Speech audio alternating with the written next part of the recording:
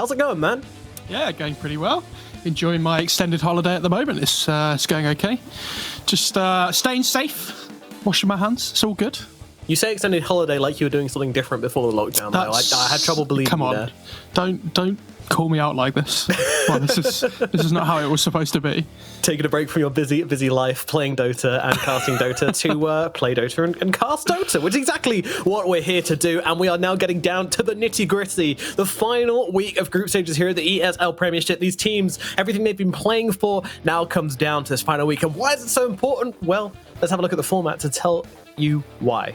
And it's all very close. It's extremely close. We have 3 teams all neck and neck fighting it out against the relegation position to try and make it through to those all-important playoffs. So we've got the 6 teams currently. We're on the last day of the group stages, all best of ones, and then we're through to the playoffs. But as you can see, 3rd and 4th versus 1st and 2nd. So actually, no, that's so it's the winner of PO1. It's a little bit misleading there, so we will explain that. But 3rd and 4th play out, and then the winner of that plays the 2nd place in the group stage. Meanwhile, the 1st place from the group stage, they just get the free ticket all the way through to the finals.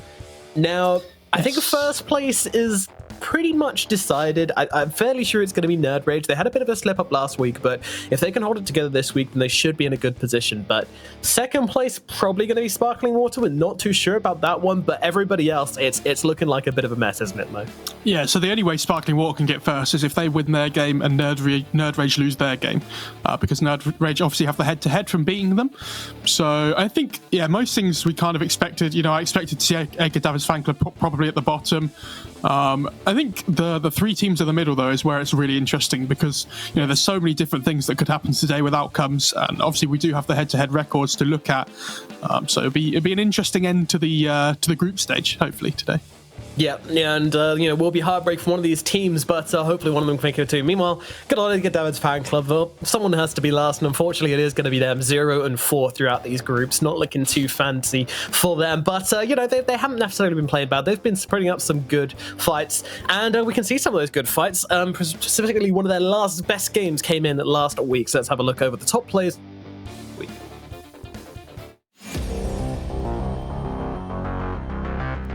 Just like an arrow magnet right now, but Tika will save him this time, and actually Ricky not looking too hot right now. A Frost Shield not going to do him much good. Nova as well in the middle of all of this is being chomped away at by Atlantic, and he's going to be able to get killed off by T-Gunner in the end. Meanwhile, MTD trying to find someone, trying to get his Jingo off. It's the counting battle. But unfortunately, what can he really do? Okay, he can beat in T-Gunner, that's for sure, but no, Atlantic's on top of him. Atlantic will take him down. That's going to be 2 kills going the way off the Terrorblade, and that's going to put him down. TV's in. He's in the fountain. 23 minutes into the game, probably going to take over to 24 minutes, but that is a clean victory, and it's the ultra kill for the TPE in the end there. They're going to throw it down there, going for the double shot here, but with the double BKB is coming out. This chuckle shot is doing absolutely nothing. The arena comes down as well, but everyone's just happy to fight up into this one. Rabbit will lose his life, and Positivity fighting into the Luna. Luna, though, turning it around, and now in comes the DNC with the epicenter. Is it enough? Positivity still trying to fight it up into this Luna. She's going to lose her first life. Positivity, he is the stronger carry. How? Because Luna is garbage. Now they turn around and kill off Icky Inks, trying to fight up into everybody right now. Might be able to take a life off Positivity, possibly, not likely. They're going to be able to bring them down, and that is going to be a full team wipe. Edgar Davids defend their high grounds, defend their second lane of barracks, and keep themselves in this game.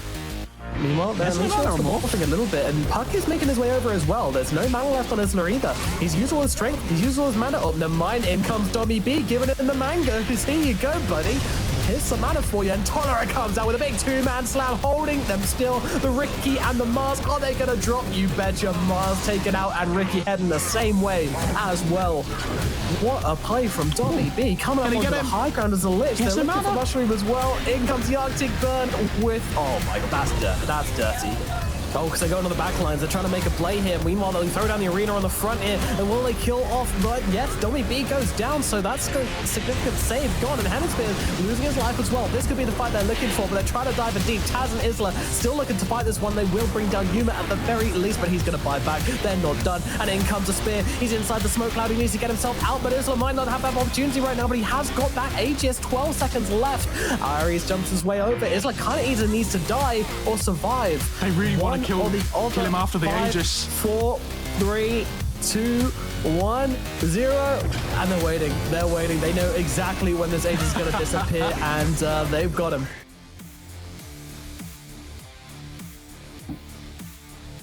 Some great players from last weekend. I hope that this week we're going to be getting a same caliber, and I think it's good to see all the teams really tightening up. But of course, if you guys want to follow along with the action, which you certainly should, and support the UK Dota scene, then you can do so at ESL UK. That is on Twitter, that is on YouTube, that is on Facebook, and we've got plenty of votes coming up for you guys as well, all over Twitter. We have, of course, these polls. Now you can vote for your most valued player over there as well, which is getting a bit competitive between the teams, I believe. And we also have ourselves the favored match. So you can influence the polls, tell us who you think is going to win, and we'll be showing that graphic on stream, and basically giving us free information, really, some free crowd-funded information, which is really sweet. But yeah, do you think the teams are starting to really tighten up and lock down their gameplay coming into these final weeks now, Mo? Well, if they don't do it this week, then I don't know when they're going to do it. So this is the week where they really have to start, bringing out their A game, has to be said. I have to say, I see Sparkling Water and Nerd Rage winning again this week. But, after Nerd Rage's slightly shaky performance last week, maybe Cheeky Chubs have got it in them to take a game off Nerd Rage, but we'll see. We've got a day of shoulds, I want to say. Nerd Rage versus Cheeky Chums, and we should see Nerd Rage winning. Edgar Davids Fan Club versus Warriors of the World, we should see Warriors of the World winning. They put in a stellar performance last week, and they've got their carrot back now as well. And Sparkling Water versus Team Sneed, it should be Sparkling Water taking the win. But I think hopefully it's going to turn into a week of butts. We all love a good butt, and I'm really hoping that this week we get some upsets coming out, especially for Edgar Davids. It would be really unfair for them to leave this tournament without a single win under their belt, but it does seem like they got their backs against the wall with this series. I don't know if unfair is the right word. You get a win if you deserve the win. That's the true. They have not been playing that well, but we know they can play better. Especially, they beat Team Sneed in the qualifiers, right? So we know what this team can pull out, but they're just not doing it in this tournament. Yeah, and I don't know. I struggle to see them picking up a win is my problem, with the way they've been going. I think great insight that you say that on the final week. No, but I struggle to see them picking up a win this week as their... Oh, I see. It's the only time they still can, right? Warriors of the World looking pretty sick. They stood in with Gleek last week, and they looked okay. They had a really close game up against Team Sneed. They didn't get the win in the end, but it was relatively close. They had a few bad decisions, a few bad fights. Probably fights they didn't really want to take, but they ended up getting forced into them anyway. Yeah. And this week they're playing Warriors of the World, who after last week, they looked so good with this Morphling Shaker combo. It looked like something they practiced. They were ready to come into the series and knowing that's what they wanted to do. And we'll see if they can offer another kind of performance similar to that this week. But let's get into Nerd Rage versus Cheeky Chums. That's going to be the first series off the day, this first best of one. And, we're favouring Nerd Rage pretty heavily, but Cheeky Chums, what kind of chance have they got? Give me a percentage. Give me just a fat number. Slap it on the table. Probably 20%-ish, I think. Ooh. They really haven't looked good the last couple of weeks, I have to say. Mm-hmm. I feel like, MTD's trying to do a lot of running around, a lot of space creating, a lot of tempo controlling in the game. I feel like they kind of just fall behind a little bit on their team, and they look a bit inconsistent with where they want to take fights and things. It'll be interesting to see. I think Nova, especially on the offlane, has had a rough couple of weeks, so I'm looking forward to him trying to really pull it out the bag this time. Yeah, Nova, and I think Nukamati's the other one we looked at. Actually, to be fair, MTD, I think those three heroes kind of make up that team, the core of that team. MTD we've seen him run away with games. If he can do that again, Cheeky Chums could pull off an upset here. If they find him that kind of naughty Ursa game, something like that, Void Spirit, something he can just really kick off on and just kind of run it over with, then I reckon we could find themselves a victory. Unfortunately, doing that versus a team which plays as tight as Nerd Rage, it could be hard. Yeah, I think Nukamati as well. We saw him play this Mirana last week. Obviously, we don't know whose call that was. That hero feels really difficult to play at the moment. I think unless you're against a Phoenix, then it's okay. But he basically got scouted out the whole early game, so we couldn't really ever get any effective roaming off with arrows. And I just hope they shore up their draft a little bit this week. I think that's the most important thing for them.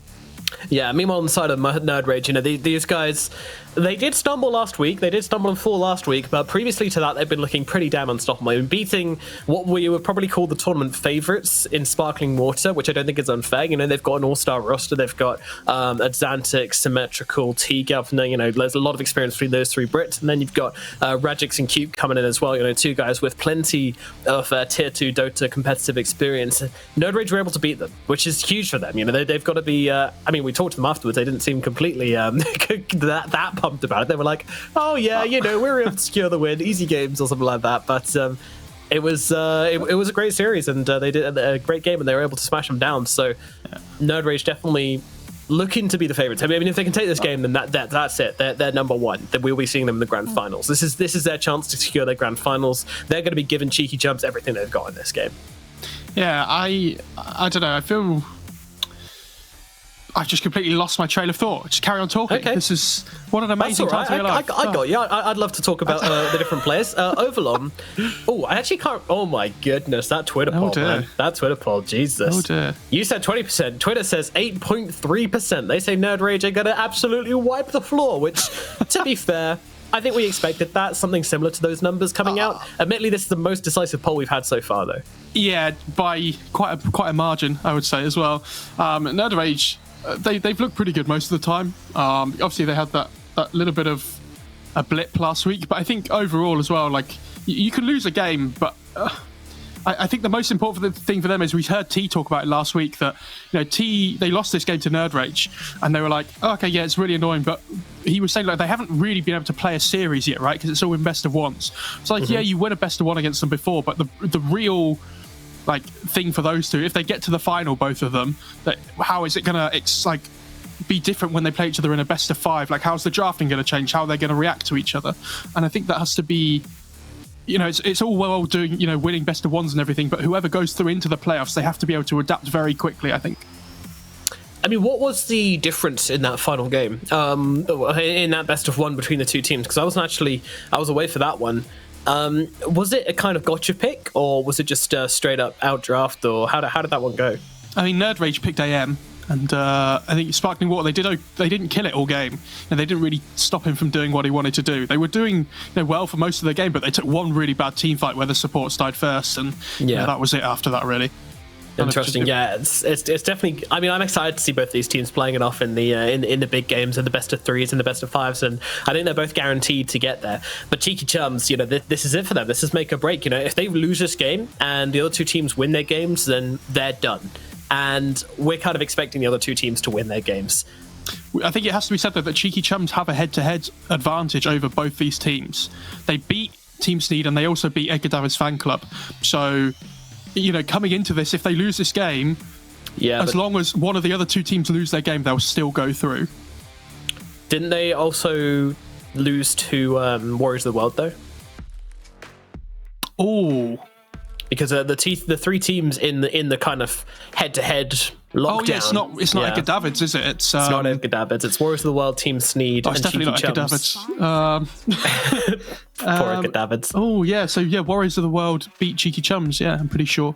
Yeah, so they're in a three-way lockdown. I'm pretty sure between the three of them. So it could get real bad. If everybody goes if everybody wins or loses their games out of those three today, then we got ourselves a long night ahead of us. But no, there are different things which affect. We've got a full set of tiebreaker rules, of course. Head-to-heads being the most important. After that, we've got Neustadt, which is when you take the value of each win into account. So if you beat someone who is quite high up the chain, then you get more value. So I think Warriors of the World will probably take the edge there, and then between the bottom two it could get interesting. So let's get into this draft. We have the game coming up between Cheeky Chums and Nerd Rage. We're going to start things off with Cheeky Chums banning out the Timbersaw, the Phoenix, and that Rubik. Meanwhile, Nerd Rage, they get rid of the Lycan, they get rid of the Snapfire, and they get rid of the Ursa as well. So they've obviously done their homework, saw MTD's Ursa game, and they were like, do we want that?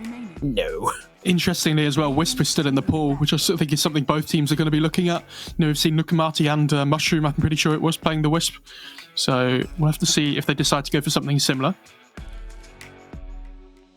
Yeah, the Oracle they get rid of, which this hero's been kind of, I don't know if it's been popular in the competitive circuit, but it's definitely felt good.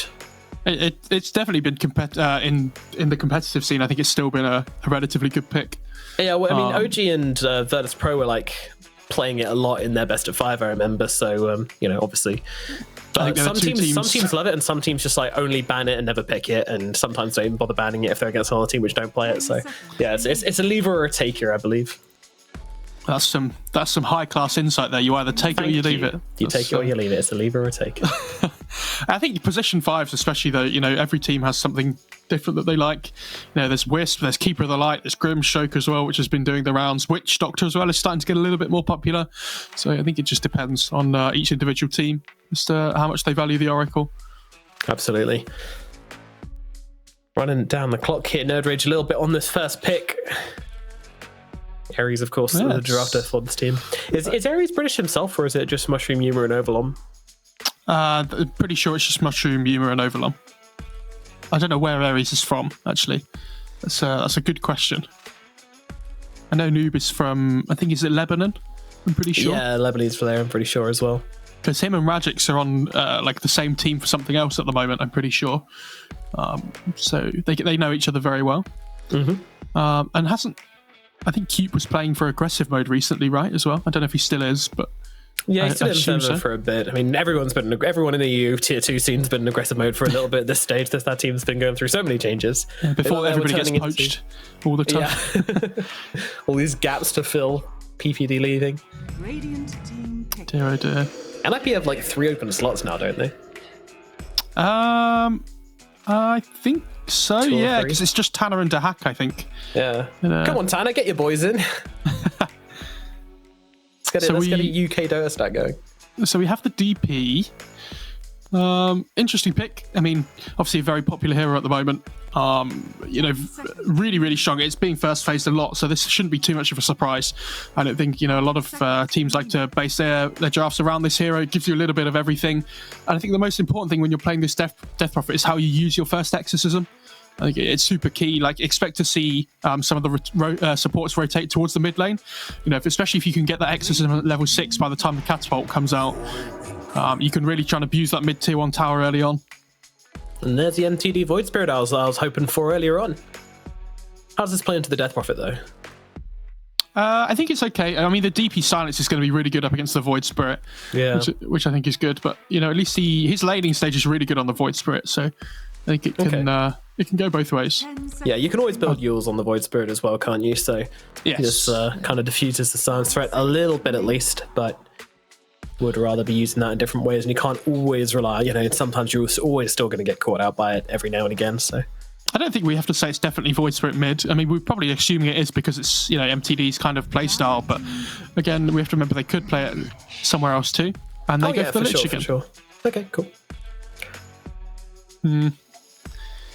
Not sure about this. You don't like it? I don't know. I feel like Lich is... I mean, it's okay. The Frost is going to be really good against the DP Exorcism and all the physical damage coming through. Exactly. But I think it's a good answer to what, the one hero Nerd Rage have down. I think it's all in out good support. So I think, I very much like the Lich. And they do go back for the Wisp. Interesting. Ooh, okay. But, I was going to say, the reason I don't mind this, though, is because now they have to pick next on Cheeky Chums anyway, right? And they've kind of revealed one of their supports already. So if you think about heroes that are good against the Wisp in general, you're thinking about Wyvern, maybe Disruptor as well. Neither of those really pair too well with the Lich. Yeah. So I also like the Shadow Demon banned by Nerd Rage a lot as well. I think that's one of the better heroes to play up against the Death Prophet. Just having that constant purge applying with the Shadow Demon ult, with the Demonic Purge, and then having the save as well with the Disruption to keep people alive throughout the silence duration from the Death Prophet. True, very important, very important. Very annoying. I wonder what they pair with the Wisp though on Nerd Rage. I feel like you need I really like to see like Lions and Shamans, just something which can offer like a lot of lockdown, possibly initiate if needs be. Someone who like a lot of active cores can play with, because Io you just don't really play with. He kind of plays with you and just follows you around, and sure you can relocate and stuff, but I love having someone you can just set up with, or even the next assassin can be a good shout for them. I think Mars is still in the pool as well, which I think is decent for both teams. Yeah, for a core, yeah. I know what you mean about the supports though, like the Shamans and things. Any good setup for relocate's good. The problem I have is that you need to have more than one way of setting up for relocate though, right? like to make that hero really effective. So we've seen things, Bat Rider, Centaur are the cores I'm looking at for them here as well. But they also need an IO like partner. So things like the Gyro, Slark's been used a lot in the past before as well. Something less conventional is possibly a Luna. There are quite a few different heroes they could go for. Ooh, don't know about that though. Interesting. Yeah, that is an interesting one. Pugna coming out as an answer to what? Usually Pugna's one of those heroes you grab when you're like, they've got Troll or something like this, and there's nothing like that here. You've got a Void Spirit who can play into Pugna fine, I believe, unless it's something they might know something we don't. I mean, the Netherward's really good against all three of these heroes, I would say. Yeah, they that's are, true. They are all spellcasters, but there's no... I guess that it works well with the DP in terms of setting the tempo and pushing down buildings, which is nice. But again, they don't have any setup for the relocate still, so something they need to be really thinking about here. You'd also get the train going as well, where you heal the IO and then the IO tether heals someone else. And oh my god! Choo-choo. There's a film about something like that, isn't there? So Cheeky Chance, what are they going to pick? Oh, thank God! It's going to be the Sand King coming out for them. Sandy Claws. Okay. I don't mind this too much. It's a vessel builder as well, which is really important in this game. You're playing against DP, Pugna, Wisp. I mean, if there's ever a Spirit Vessel game, it's going to be this one. For sure. That's going to go do a ton of work for them. And Nerdray responds with this Slardar. These were two heroes which featured heavily in the last season of the ESL Premiership. So good to see them coming back, partly because we've got a lot of those spammers. Who's it? DNC plays Sand King all day and all night, and... I mean, Overlord plays a lot of Slardar. Yeah, that's one of his favourite heroes. So, not too surprising with that. I will say though that the Slardar is really good with the DP, and they have really good Roche taking potential now as well. So I think this pick's pretty good. I worry that their team fighting in general seems pretty weak. Especially when you look at Cheeky Chum's heroes, they have a lot of stuff going on. They have a lot of lockdown, they have a lot of stuns. There's Burrow Strike, LSA, there's Sinister Gaze, there's the Aether Remnant from the Void Spirit as well.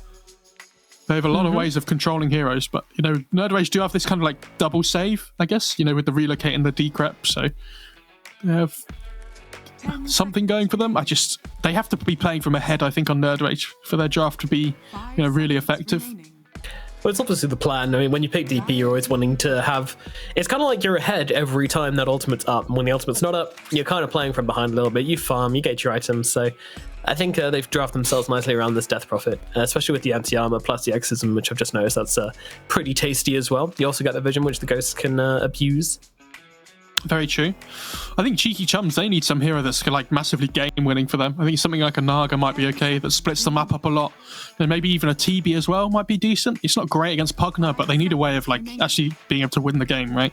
Which they don't really have at the moment. In terms of Nerd Rage though, I'm still looking at their Wisp partner to find for, unless they play some weird Slardar carry, but I think the Overlom's probably likely to pick that one up. So yeah, I'm looking towards the Troll. I'm looking towards something like that.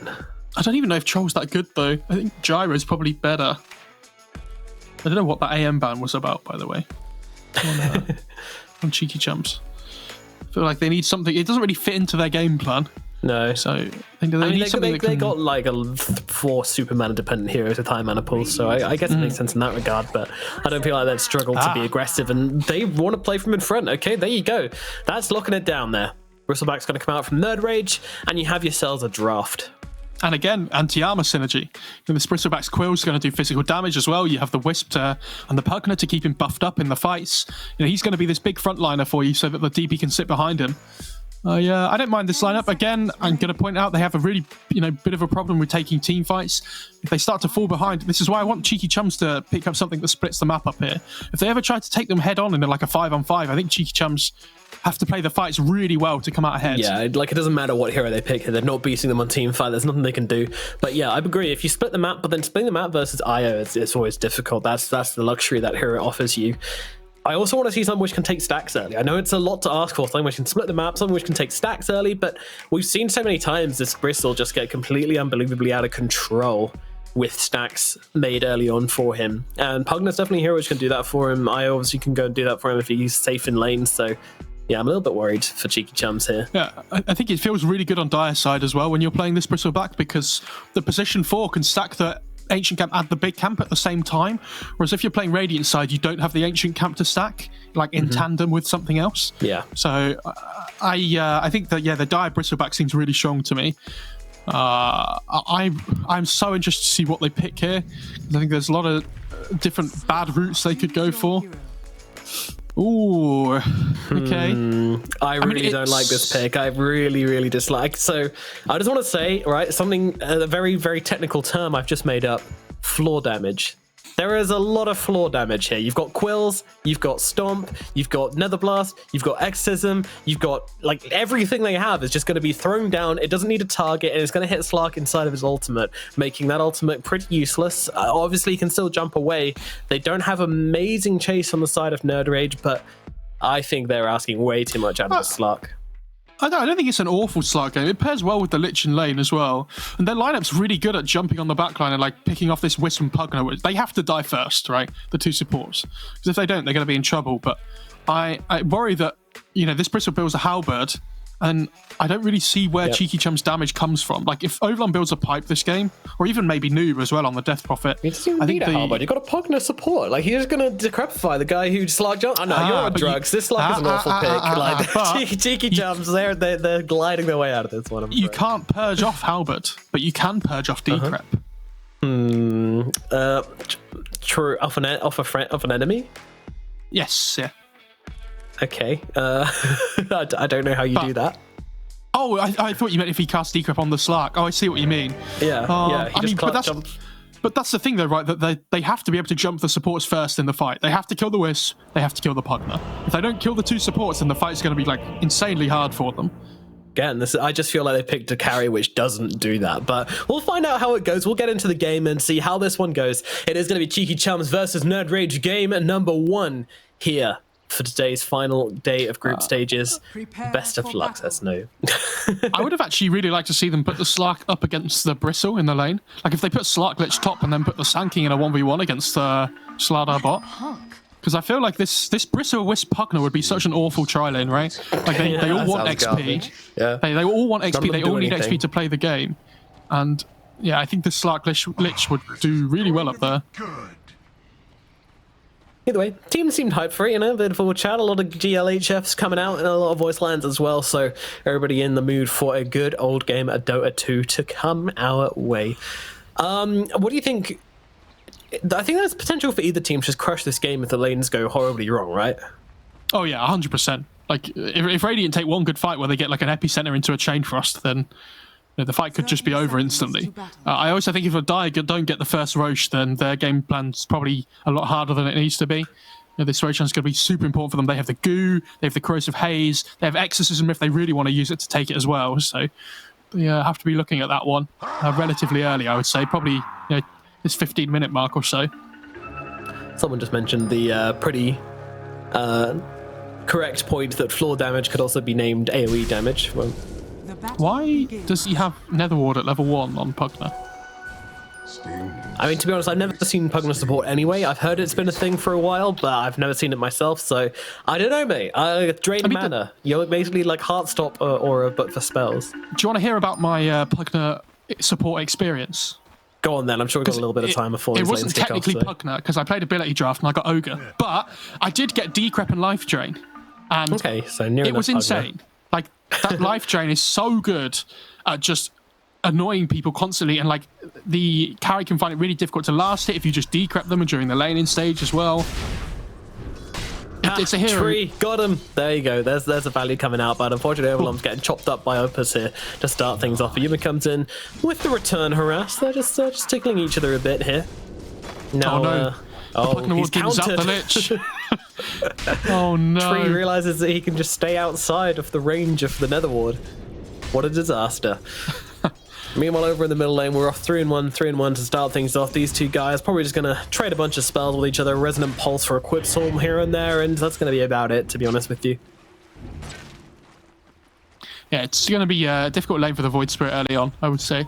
With the Spirit Siphon coming through, can make Void Spirit's lane a little bit difficult, but, I mean, he has decent armor, I think he has 67 damage as well at level 1 on the Void Spirit, which is, with the extra stats that you get, it's pretty bonkers. You should be able to trade farm just fine. And of course, there's always a risk with with that nether ward coming down that there's going to be it dying and you giving a little bit of extra gold. So I'm wondering if that's ever going to happen, because we'll see a little bit of a spike in net worth if it does. But if those two are on it, oh, I don't know. The nether ward doesn't really give that much gold, to be honest. I wouldn't worry about it too much. okay. What's it like? I thought it was 125, or is that max level? No, that's tombstone, right? I'm pretty sure. I think it's 20 gold at level 1. I might be wrong, but Oh, that's not much. it doesn't. Yeah, feed it away. Who cares? It probably it definitely doesn't say on the tooltip. No, because even like Arc Ward and Ultimate doesn't tell you. Tree taking a couple of hits here, but he's going to be all right.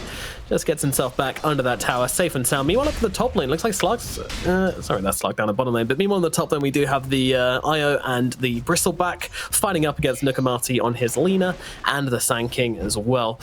So Nice far, pull, though. yeah, it's looking pretty chill so far. They're just trading. I don't really see anybody dominating this lane. Huh. Nice steal there from Nukamati, but did leave the range creep behind.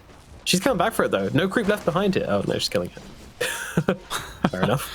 I mean, that's a nice pull, though, by Mushroom to deny the range creep to them. Yeah, sure. Did work out well for him. He just jumps himself away to the creep wave, keeps himself out of danger. But meanwhile, MTT getting a little bit lower mid to the creep swarm. They're just playing out the range creep. Look at this. Oh, okay. This is going to be really difficult for the voice for it here as well. MTD just taking a bunch of damage for no He's just particular dead. reason. Yeah, I think he's out of here. Does have the fairy fire, but nope. Noob's going to bring him down. Okay. Kind of got baited with that range creep a little bit there, I would say. I cannot begin to tell you how bad that is as well. The fact that he's going to miss about 6 creeps worth of XP under the tower as well. That's...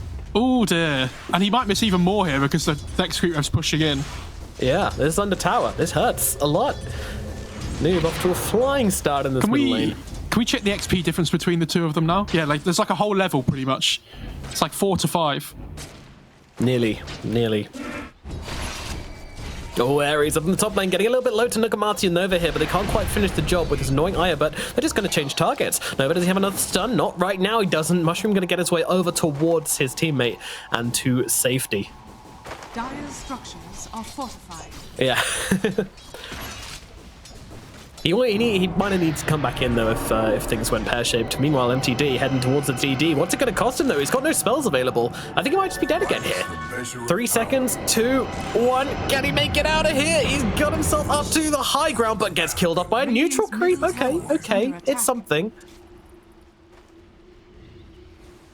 Oh, they're pushing in again. Oh no, meanwhile down to the bottom lane, Overlong and Numa trying to chase down this slug, blasting him up. Stun comes out as well, but Opus will survive for now. Tree helping him out a little bit there as well with a nice blast, and things are going to be alright. 20, 40, 60, 80 for Nether wards, so... yeah, you definitely don't care about accidentally feeding 1 or 2 at level 1. Meanwhile, Nova stuns up this Bristle, follow with the Light Strike array as well, but really not doing much with that overpower from Mushroom as well. Healing him up. What does overpower do now anyways? I haven't kept track, I'll be real with you. Overcharge, sorry. Yeah. HP regen, right, okay. Damage reduction no longer. Money to burn. Radiant's middle tower is under attack. Mm-hmm.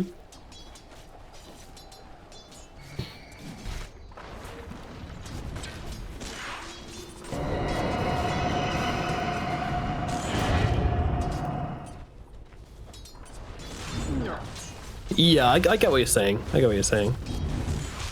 I see he still does do a surprising amount of right click damage once he gets his ball pass stacks up, but certainly not the same way Jared does. Meanwhile, Sand King getting real low here. Is he gonna drop? He is. He dies up in the top lane.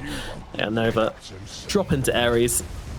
I think he just jumped forward there, and unfortunately, they just tried to land their combo one too many times. Meanwhile, Slark down at the bottom getting very low as well, scatching towards the bottom of his HP pool. I don't know what scatching is. I'm making up a lot of words today. That's the way we're going. They are losing the laning stage very hard though at the moment on the Radiant side. This mid lane's been an absolute disaster for them, and I don't think either of the side lanes seem to go particularly well either. I guess top's okay, but this Bristleback doesn't really. Lost their Sand King though.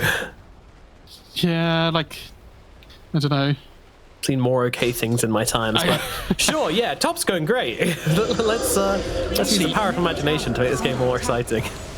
The Void Spirit is not able to lane anymore, and this is the problem. When the catapult comes in, hits the tower, there's nobody in this lane to defend it.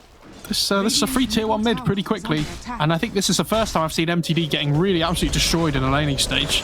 Yeah, he's been ruined, but you know, you can see the problem here though. So he said at the start of the game, Death Prophet, please put some clothes on. Clearly he spent too much time in isolation. Outburst, he's gonna lose his life here. They're just able to run him down. They will maybe be able to get the return kill onto the Pugna here. Can they kill it? Yes, they can. Down goes Yuma, but it's a good trade for the side of Nerd Rage, and MTD trying to come in towards this middle tower once again, but being chased by Noob once again. Under the tower he goes, and well, he has got that assimilate, but unfortunately nicely predicted by Noob. Beautifully done, and now we're bringing him down. Yeah, the only place where he would have gone to try and survive there. But like you say, I think it's still a good prediction. You've got to be quick with your fingers there, though. And really solid performance so far by Noob. Can we change to net worth really early? Because I feel like there's been, this net worth does not look good for the Radiant side. They have not won a single lane. But he doth provide. Yes. And Lich actually going negative GPM at this point. Oh no. Tree. Yeah. Look at that. I didn't know Netherward stole gold as well. That's feels like it. Tree is, oh god, now he just got the single iron branch. He could have had an empty inventory if he'd used it. Meanwhile, Opus being chased by Overlom here, and he has got that back to the deep. Coming on through, the Frost Shield comes out, but Yuma is also chasing. Got another blast in his pocket should he want to use it. Stun will miss, and Opus should make himself scarce here, and actually looking to turn around. Takes a bash to the face, and now, well, MTD coming through as well. They've got themselves a remnant out onto Overlom. Slark has to be careful, but they will kill off Overlom. Nice rotation in from the Void Spirit. Finds them a small victory in the bottom lane. They desperately needed one. Does mean that DP is going to be able to pick up this regen rune top though as well, which I think is going to be, really key for her when she has exorcism back up again, especially. I think, 40 gold for Tree. Amazing. Almost. Might get to 4 digits one day. We can hope. Yeah, that's seems unlikely. The way things are currently going. Don't hurt his dreams. He still has a chance, all right? He does. He does have exorcism. I believe in you, chums. Yeah. Need to get a wee bit cheekier than you're being right now, but power of the cheek may win it through in the end. I love this deep warding though from Yuma. This is so key, and he gives the keen optic to the Pugna as well.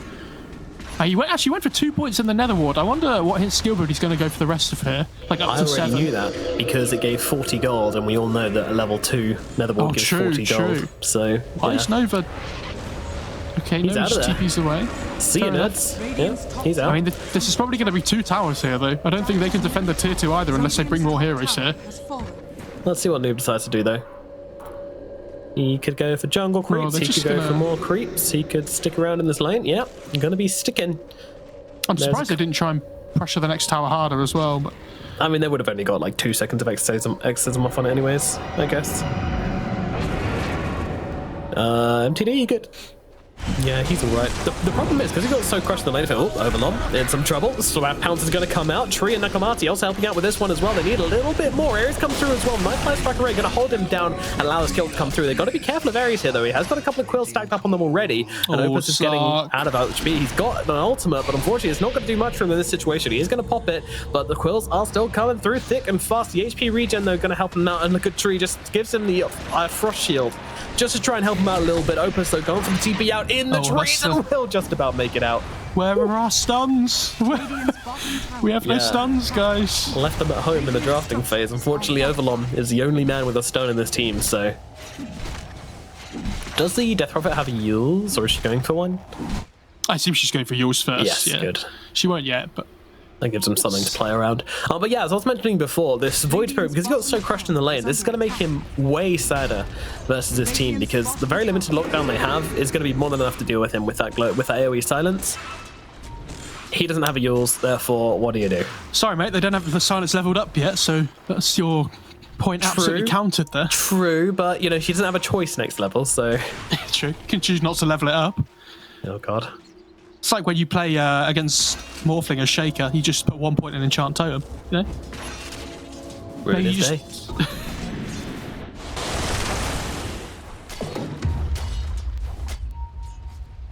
Faded Brooch for the DP. Jesus. They might even just give that to the Bristol or something here as well. Yeah, they've got like the best Faded Brooch carriers in their game right now. I mean, DP's probably one of the best, but yeah. Yeah, I think Leshrac is number one for me for Faded Brooch. Yeah, I mean, Storm Spirit's pretty good as well. Actually, do you remember? I think it was with you where we watched Iceberg hold that item until the 40-minute items came up. That's how long he had the Faded Brooch for. He was just like, "Yep, love me some Moonspeed on Leshrac. That's how we do." They are going for Roche, by the way, with this exorcism. I said 15 minutes. They say 12. Yep. You know, I was open for bargaining. Absolutely disgusting combination here with the corrosive haze and the exorcism both coming through. Yuma, he's just gonna ward off Nukamati. He's like, get away from this pit. There's something going on here, and they're like, there might be something going on. Oh no, we're in a horrible position now. They're coming into this one. They're just walking straight in because they get silenced up and can't get off the stun. And Opus is going to get his life taken away from him. Opus trying to get himself out. Tree as well, trying to make it away, but will be killed off by the 12. They might get Opus on the sidelines here, but a 3-man storm makes it not possible. The relocate saves him, gets him out of danger. Opus trying to run himself away as well inside that ultimate, going for the TP here. They don't have any cancels for this, so he should just about make it out. But still, a catastrophic engagement for the cheeky chumps here as they fail to get into Roshan quickly enough, and then they all get silenced up. Like, the Sand King just walked into 5 heroes and died. That was his teamfight contribution. To be fair, if he'd have got the stun off, it would have been a bit better, but Noob was really good on his silence timing. Just hit level 11 with taking the Roche, I think. So he managed to level up that silence just in time. They now have the mech on Wisp as well. They have a Pugler and DP that can chip at towers. What did they do? Yeah, how much longer is left in this game for them? Next exorcism, your tier 2s are going to start falling. Next one after that, they're going to be on your high ground. And I don't know what your answer is to that. They do find Mushroom at least. He's got another bit of a warding mission gone askew. And he shall probably play his life. Oh, jumping across. Yeah, mech with the... Oh, never mind. Mushroom's fine. How dare I doubt him? Oh, look, that's his support Pugner, guys. Yeah, there you go. Have a bit of mana, have a bit of health. So it's really important when you play the support Pugner that you understand what boots you need to go for. I think it's the most important thing. Because sometimes Tranquils are really good if you're constantly going to be healing your team up. But other times, you know, obviously you really want the Aether Lens for the distance to keep people alive. Because, you know, a lot of the time you are target number 1, right? So you need to be keeping your distance. You've got an IO in the game as well, so you don't really need any more healing. Yeah, so I like no the problem idea. with more healing. True. Let's see, Laguna Blade comes down on some Pugner. They have taken him down the backlines here, but Noob on the front here, he's got this exorcism off cooldown and an Aegis in his pocket as well, so it is a bit of a threat, but Tree's still able to walk himself away thanks to a nice life strike array. Meanwhile, MCD, he's a little bit separated. Astral step forward, throws a remnant back, but the Yule's down onto him. Tree, he's going to try and give him the Frost Shield, but that's not really going to be enough to keep him alive, unfortunately, I don't think. The Simulate down to the low ground, they're still trying to chase in here. Frost Shield's about to run out, the sun's down onto him as well. It's stacking up those goos, the quills, the jump across MTD. He's going to live. All right. Okay, fair enough. All right. They still have Exorcism, though, so they can just take the tower if they want. Oh, DP actually has no mana. We shall see. Yeah, she's got a Yule, she's got a Clarity. They'll be off soon enough. The fact that Yuma dies first there, though, is like the worst thing that could have happened for them. Yeah, we've talked about he's the target number 1, so he needs to be making sure he's a little bit more careful with his positioning in these fights. Yep. Savior of the Slarks. Whoever Slark decides to jump on, Yumo's plan is going to be to get off that Decrepify and help them out. They also put the Aegis on the DP on the Dire side as well, which is traditionally not the best Aegis carrier. Oh, dug up a bounty. Nice. Bottles that one up. Yeah. Good stuff. Love that bit of efficiency. That's something I've always failed to do when I use that shovel, by the way. I always just pick up the item immediately, and even if I'm playing like the mid with a bottle, I'll just immediately bottle up the full bottle and not use it efficiently. You know, when you've got 3 charges already and I don't use them, I just eat it immediately because I'm also like paranoid I'm just going to get jumped and get my bounty rune stolen. Yuma on the run here though, going to get healed up hugely by Io here. Meanwhile, the Chain Frost is actually bouncing between the 2 of them. They're trying to split and will be able to do so quite easily. Just a couple of spells being thrown, and a little bit more than that, in fact, but they're taking so much damage from this Nether Ward, and now Nova is going to pop that ultimate, trying to bring him down here. Mushroom will lose his life, but they get a return kill onto Nukamati. In comes Noob, though, in the backlines. They find themselves 1. They're looking for number 2. Nova on the run here. Does have himself a Burrow Strike, but unfortunately does still die. DP finally shows up to that middle lane fight, and all they lose is their IO. Considering how far in front they are, though, on the Die side, they are making a few silly mistakes. It feels like they're not really on the same page at the moment. You know, a few of them are wandering around in a certain place. You know, Yuma feels like he's getting caught off first all the time as well, which, you know, you could say well played to the Radiant side in a way, but feels like he should never be in a position where he can. And I think you just go higher ground here. You have the catapult. You have exorcism level 2. Nothing stopping you now. Go for it. Frost Shield gonna do a little bit. Not much, unfortunately. MDD coming back in with that TP, but gets silenced up immediately. Trying to do something, but what can you do? Yeah, tier 3, it's gone. Cheeky chums doing their best to defend, trying to poke some spells away of Nerd Rage, but this might be it. I mean, Exorcism still has, you know, it's about to run out, but they're going to be able to take the melee racks before it finishes, so...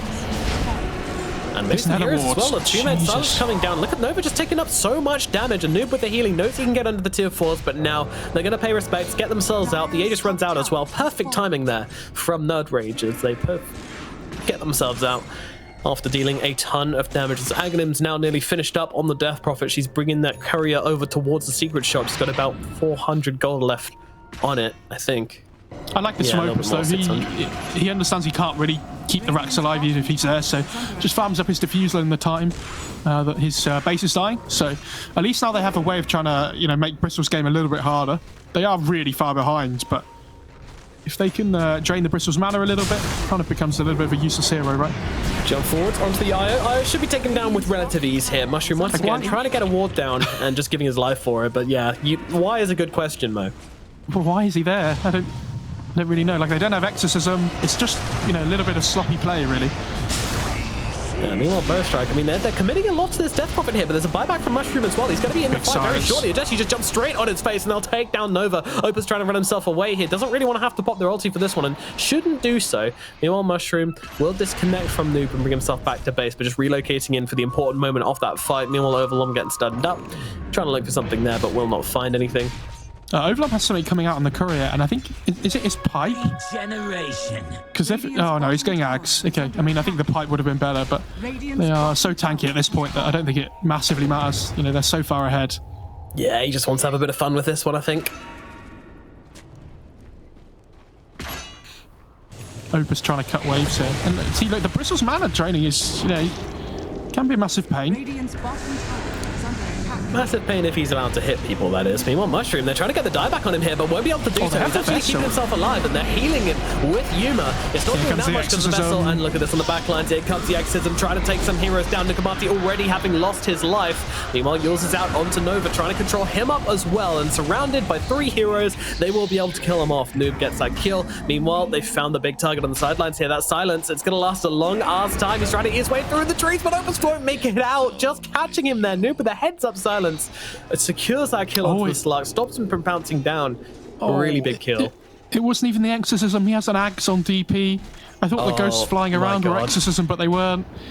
He didn't even use it. And now, guess what we've got available? Pop it, baby. There they come. All the ghosts up onto the high ground. Nukamati, he's going to throw down a Dragon Slave. What's that really going to do?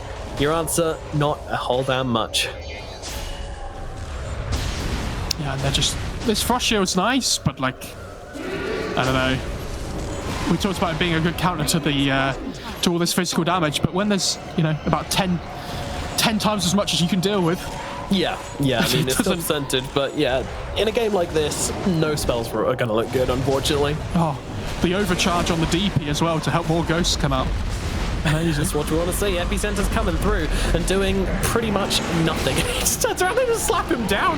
Nova, oh my goodness, he made it look like a support there as he's trying to jump himself away. Meanwhile, MTD trying to play some games. Opus jumping in on this one, but having to pop the ultimate here, looking towards Overlord, but guess what, Yuma, he's just healing along with Mushroom. The double heals coming out for Overlord. They in some trouble though, but turning it around, they're even keeping him alive. They won't even lose their Death Prophet. They turn around and bring down 2 in response. Opus and MTD, both dead. Both the Khals killed for trying to go for this Death Prophet kill. The amount of saves on the side of Nerd Rage is just absolutely despicable. It is so much. Yeah, I don't know what you do. This is not looking good, and they have the top wave pushing in already as well. I mean, last week we saw some big stomps, but it feels like this is probably the most convincing stomp we've had so far. Like, where I just look at this Radiant sound, I'm like, I literally have no idea what they're going to do here. Yeah. Hope might not be in massive abundance right now. And Cheeky Chums, they don't want to say goodbye to this game, because if they do, then it's going to be really hard for them to qualify. They basically just got hope upon hope if things go really wrong for the other teams. And that is unlikely, but still, they're going to keep on fighting until the bitter end. Opus, though, just comes too far forward and just takes so many hits here, hit after hit.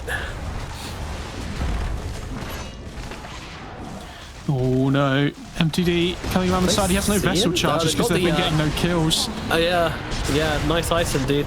Doing literally nothing. Meanwhile, the Ice Train Frost bouncing around, but again, heals coming out. Nova dares to show himself. Train. Just absolutely murdered. Slark throws himself into the mix as well, but Assam comes down onto him. He's invis and doing nothing in the middle of all of this. Overlom's just kind of controlling him up now. The moment he comes downside of that ultimate, he's going to get run down. Nukamati dead as well. Yeah, they got to tap out at some point soon. And there it comes. A GG, well played. A ridiculously fast game here. They're both... Oh, I mean, this was just, as you say, the most convincing game of the tournament so far. Yeah, I mean, they played it really well. They made a couple of mistakes on the Dire side, but...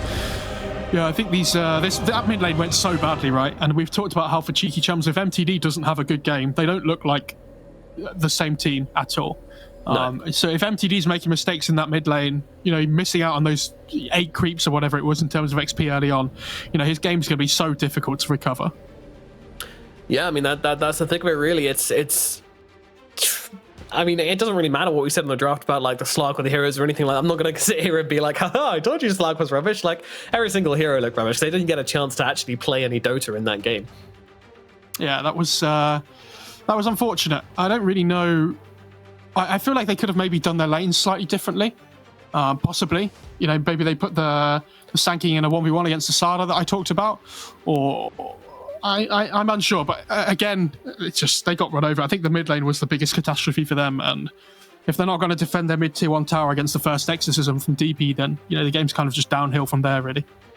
Yeah, it was a complete snowballing. It was honestly a complete snowball. I mean, every single thing that could have gone right went right. Every single lane went their way. So what do you do from there on out? Well, answer unfortunately is not a whole lot. It's just every single one, every single fight. I don't want to say this was like the defining moment of this Roche fight. They were already 6k gold ahead at 12-minute mark, but yeah, I mean, this is a point where it was just like, they could take a fight. Oh god, I mean, that's just poor Sanking. Every single fight he turned up to, like, he literally just got roasted every single time he turned up to anything. Yeah, it was a difficult one for them. But again, like I don't know, I think the laning stage was still so deciding. Like, if you lose all 3 lanes, it's impossible to win a game of Dota, it feels like. What do you think Cheeky Chums are doing now then? Do they keep watching? Do they turn off the stream for a bit? And they'll want to watch just to see what happens in the next games, right? Because that depends on whether they qualify for the playoffs or not. Yeah, true. They'll want to be together as a team still, no matter what. Holding hands, watching together in the call. Oh no, that was who was it who was flaming his teammates in the post-game interview? Who was that? Last week. Do you remember? I'm unsure. My internet seems to be having an absolute mare at the moment, I'll be honest. Oh, so I keep dropping things. I can't. So I will try and sort that out. So okay, keep do talking. your best. Do your best, mate. Yeah, just drop me in on my own. That's fine. I'm sure we'll have probably have an interview coming up. Who is it? We usually interview Mushroom from. We do. Yes. From Nerd Rage, so I might get to talk to him again. Always a good chat to have with the Mushroom Man. Probably. Yeah, they're secured now. They're secured first place. There's nothing which can happen to them which can stop them getting first place in this tournament. So that's going to be guaranteed top 2 finish for them, and guaranteed decent amount of money as well. I believe the total prize pool. Do you remember the total prize pool for this one? It's like 10k, isn't it? For the whole thing, I think it was 11,000. But for first place, I can't remember how much it was. I might be wrong with that with the numbers, but I'll check in between series. Cool. Yeah. So. They're going to be feeling pretty happy about themselves, though. I mean, they've just secured themselves a decent wad of cash for themselves, and of course, the far bigger award of being claimed champions or top 2 champions of UK. Of course, they got to defeat the runners-up first. Pretty sure first place was. I was just remembering because I think it was like each player got £1,000. I think is right if they won. So they have that big shot at it now. I'm really hoping we get to see good best of 3s next week, and then the best of 5 final. I think whoever gets there I think obviously Nerd Rage now have to be the favourites, you would say, going into that. They've topped the group. They've looked pretty convincing. Apart from last week, they had a one-off, but that can happen sometimes. But they've looked really solid, I think, in all their games so far, bar one. So they are looking cool. Who's your player of the match, Mo? From that absolute slaughter, who did the best butchering? Who sharpened their knife the hardest? I think you have to say Noob for that mid lane performance. I think a lot of the times we kind of say that we expect him to do well, but I think coming into this, I didn't expect him to do quite as well as he did there. So to put the knife to the throat and do it the way he did, I think it's pretty good going. I think a case could be made for Mushroom as well. I liked those plays, especially when he died first, bought back, and then come zooming back into the fight to kind of get the overpower off onto the DP and save a life and just turn around. I think Mushroom could make a pretty good shout for it as well. Of course, head over to Twitter at ESL UK and throw in your vote for MVP. I think you could have said it for any of them, though, really, right? Because they kind of execute their strategy really well. No, Yuma fed a Nether Ward, so definitely not him. That's true. Yeah, but he is an option. Yeah. He is an option. Yuma, Noob, or Mushroom. Nobody vote for Yuma, please. He fed 60 gold with one of his Nether Wards there, which could have been the comeback moment. So definitely not him. But yeah, Noob or Mushroom. You can go vote for those guys instead. What do you think for Cheeky Chumps now coming in? If they're able to sneak through and get the best of threes, is there something you think they can do to kind of come back and make a better performance? I'm unsure. I think drafting issue or play issue, communication. I think it's difficult to know if it's communication because we don't get to hear what they're saying, right? But I think their drafting's a little bit of an issue, but I don't think. I feel like it's more of a play thing. I feel like they're maybe like a lack of confidence as well. I've said it before. When they start to fall behind, they look so like lackluster. They kind of look void of ideas a little bit. They need to I think they also need to stop valuing this literally as highly as they do because. All right, Mo. Do you want to have an interview? I would love an interview. Do you want to have an interview with a really fun guy? Oh God! I see what you got, Mushroom? There. How's it going, Mushroom? Hi guys, how are you? Doing pretty well. How are you guys feeling? We're feeling good. It was nice to win the game. I think that will put us in a good position now for the rest of for the what is it called? The group stage or whatever it is. I forget what it's called. You're through in first, Mushroom. I think confirmed. We are first because we beat Sparkling Water, so I think we beat them in the seed even if they finish the same stats as us. Isn't that right? That is correct. So now you're through. You're through to the final, to a best of 5. That's good. You literally just get to sit back, watch. You get to watch the best of 1s happen today. You get to watch the best of 3s happen next week on Saturday, and then you just get to sit back and watch. You can get your notepads out. You can do some practice. Yeah, pretty chill. Mushroom, I want you to make sure. I wasn't sure. I want to make sure you get your notebook out and you make notes on every team that's playing next week because you're not going to be doing anything else. Right, so there's no excuse. Okay. You missed it. Me and Aries only woke up at 5 to 7. Oh, 5 minutes to 7. We played from about 5 in the morning yesterday till about 5 in the morning today, and then we went to sleep I went to sleep about 8 in the morning today with him. We both slept. Only just woke up like 5 minutes ago. No, like is that why you look so dominant today? So what you're saying is you're not living together. You're just on the same schedule. Right? Yeah, the same schedule. That's what I meant. What you're saying is bro doubting though to just be like, oh, lockdown's coming, quick, come to my place. We'll just play Dota. So all the teams to be able to beat you in the final, they need to stay up 24 hours before, have a marathon, and then they might have a chance to beat you by matching your immense practice levels. I played 26 games in a row with no break. Jesus. I think that was the most they've ever done. And I slept for like 12 hours. What was your win rate though out of those 26 games? That's the most important thing. I think it was 14 and 12. 14 losses and 12 wins. So I lost some MMR. Yeah, unfortunately. Lost your mind, lost MMR. Exactly. To be fair, if you're positive over that time, I'd be amazed. Yeah. I mean, but the game went really nice. I got to play my air, which is all I ever want to play, so I'm happy. What's the communication like in your team? You know, is there someone like calling shots, or is everyone just kind of calling shots, or what's the communication like? Usually it's who's ever like most in control of the game. Like for example, Noob was calling a lot of the shots because his lane just went well. He was like, all right, I'm gonna go kill this tower, I'm gonna go take Roshan, we're gonna go kill this tower, and so on. But you know, if Noob's not having a great game and then Ares is having a good game, sometimes it'll be Ares doing the shot calling, because obviously he'll be able to know what we can and can't do, if that makes sense. And then some people just, if and when there's a good call. So it's a bit of that, like a bit of everyone, but mostly Noob and Ares. Okay, So, fair enough. can I ask you a question while you're here? Because obviously, for some reason, Mushroom, we didn't get to speak to you last week. Can we have a breakdown of what happened last week? Because I feel like that's an important question to ask here. It's the only game you've lost, so. Yeah. I said pick IO. We didn't pick IO, and that's why we lost. No, I'm joking. We just didn't do as well as we didn't do as well as they did in the lanes. They had a way better draft than us. I think that's it. Like there was nothing we could do. They tri-lane bottom, and our tri-lane was awful against theirs. Like there was nothing we could do versus their tri-lane, and their Underlord 10th pick, we just had nothing to deal with it. So it meant that even if they did tri-lane and we went 2 heroes top, we couldn't do anything to the Underlord. So we were kind of forced into that tri-lane versus theirs, and theirs was just 10 times stronger than ours. So it was purely the draft, I think. That's what I would say. So do you feel like you learned enough from that draft that now you're going into the finals, whoever you play in the best of 5, do you think you'll have the upper hand in the drafting? I want a yes or no answer.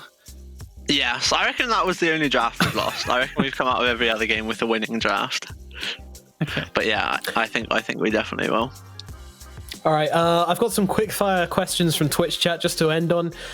First question, they want to know about your room, why you're kind of living in some kind of library. It's kind of a shed, so it's where I can keep my computer stuff, so it's not actually in the house, so I'm kind of on my own, separated. So yeah, it's in a shed at the end of the garden, that's why. Self-isolating, I like it. Exactly. Taking it to the extreme. Someone asked what the best Midas timing on position 5 ogre is. Well, for that, you gotta get first blood. So I reckon you gotta take your fire blast, wait for the last hit, take the last hit, and then just keep doing that, and then hopefully you can get it like 10 minutes in. Just steal the last hit. Okay, and final question is, what's your favorite thing about Edgar Davids? I'll be honest, I'm not sure who he is, but he has cool glasses from the picture. He does indeed. Yeah, he does indeed have cool glasses. All right, Mushroom, thank you very much. Congratulations, and we'll see you in the best of 5. Thanks, guys. Enjoy the rest of the games and have a good night. Thank you. Pleasure as always. And that's going to tie it off for our first game of the day. But of course, we've got plenty more to come. Mo Farah, can you tell me what the next game is? I have to look at my notes quickly. Edgar Davids Fan Club versus Warriors of the World. So, do indeed. Big series. Can Edgar Davids Fan Club actually win a game in the whole competition? We will find out. Probably not, but we will find out. We got a break ready, and we'll get into that game in approximately 15 minutes.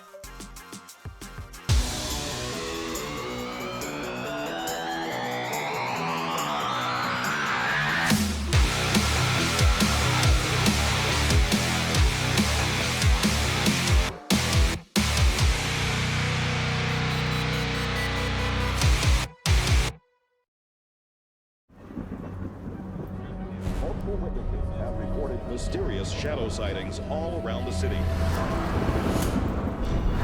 According to experts, the origin of these shadows is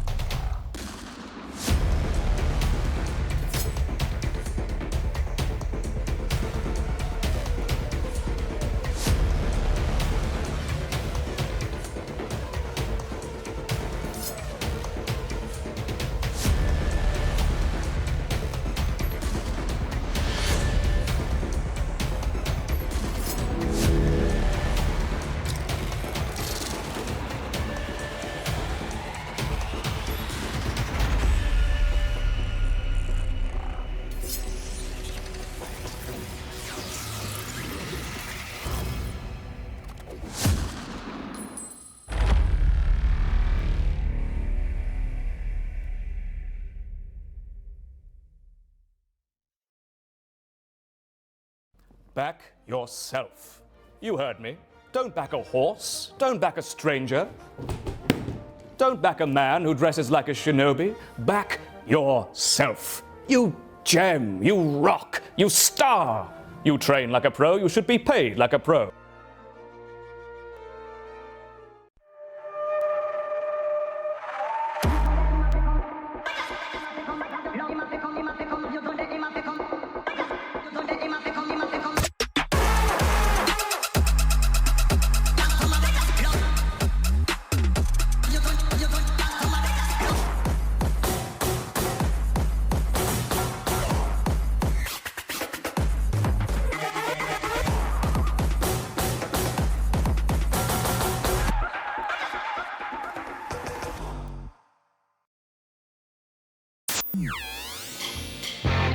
Parsec lets you play your entire library of games on any device, anywhere, with anyone, at any time.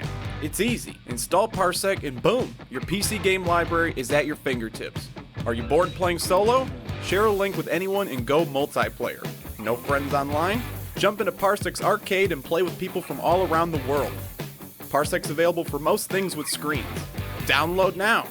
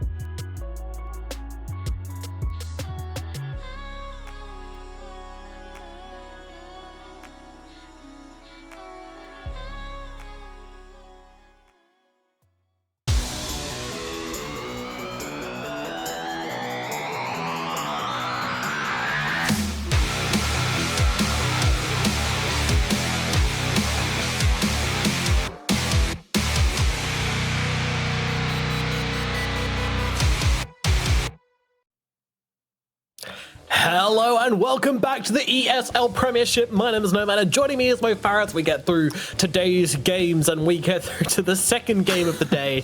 And you know what? We're giving Edgar Davids all the support we can because I want to win. I want them to win. I want no team to have gone... I want them to win. I want no team to have gone 5-0 in this tournament, which check mark.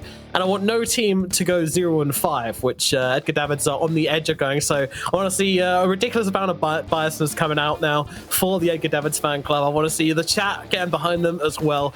Edgar Davids, you can do it. Sorry, Warriors of the World, we love you as well. And it would also create a horrible tiebreaker situation if you were to lose. But you're probably going to win anyway. So Edgar Davids, come on, guys. Let's see it. Let's see some Dota. Vibe up, team. You want Edgar Davids fan club to win? Yes. Well, let's just point out, if Warriors of the World win this game, they are qualified and through to the playoffs. So that's the most important thing for them. That'd be hype as well, but yeah.